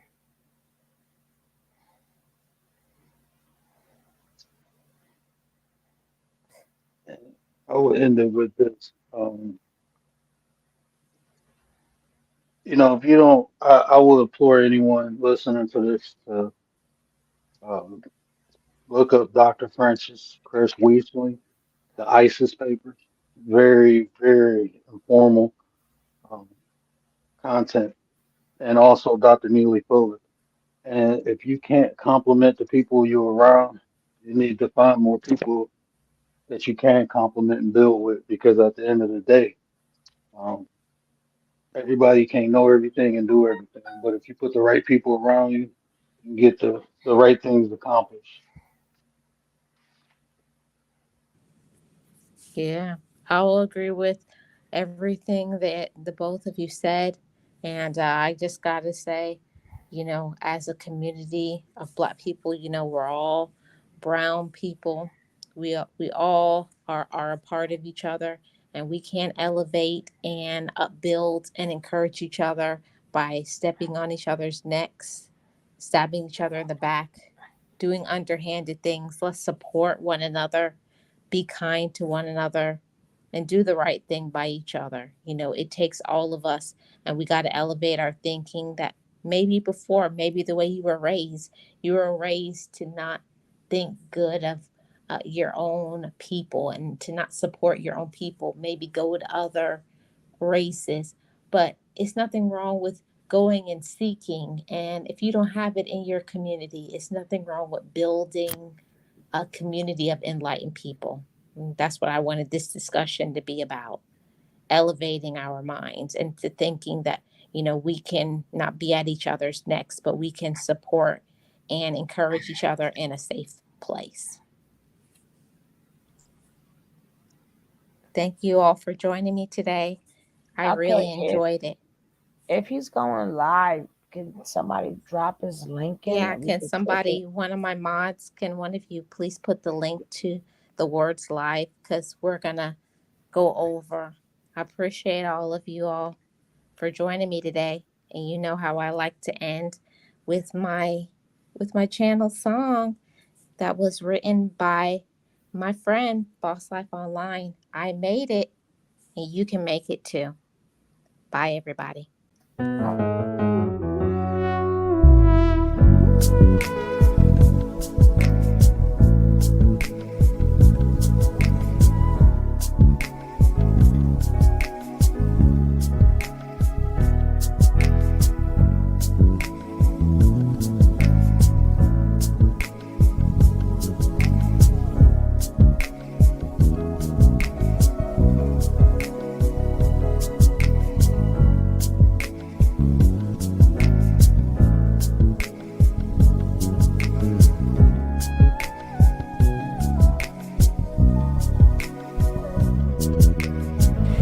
Forgive me, I love me.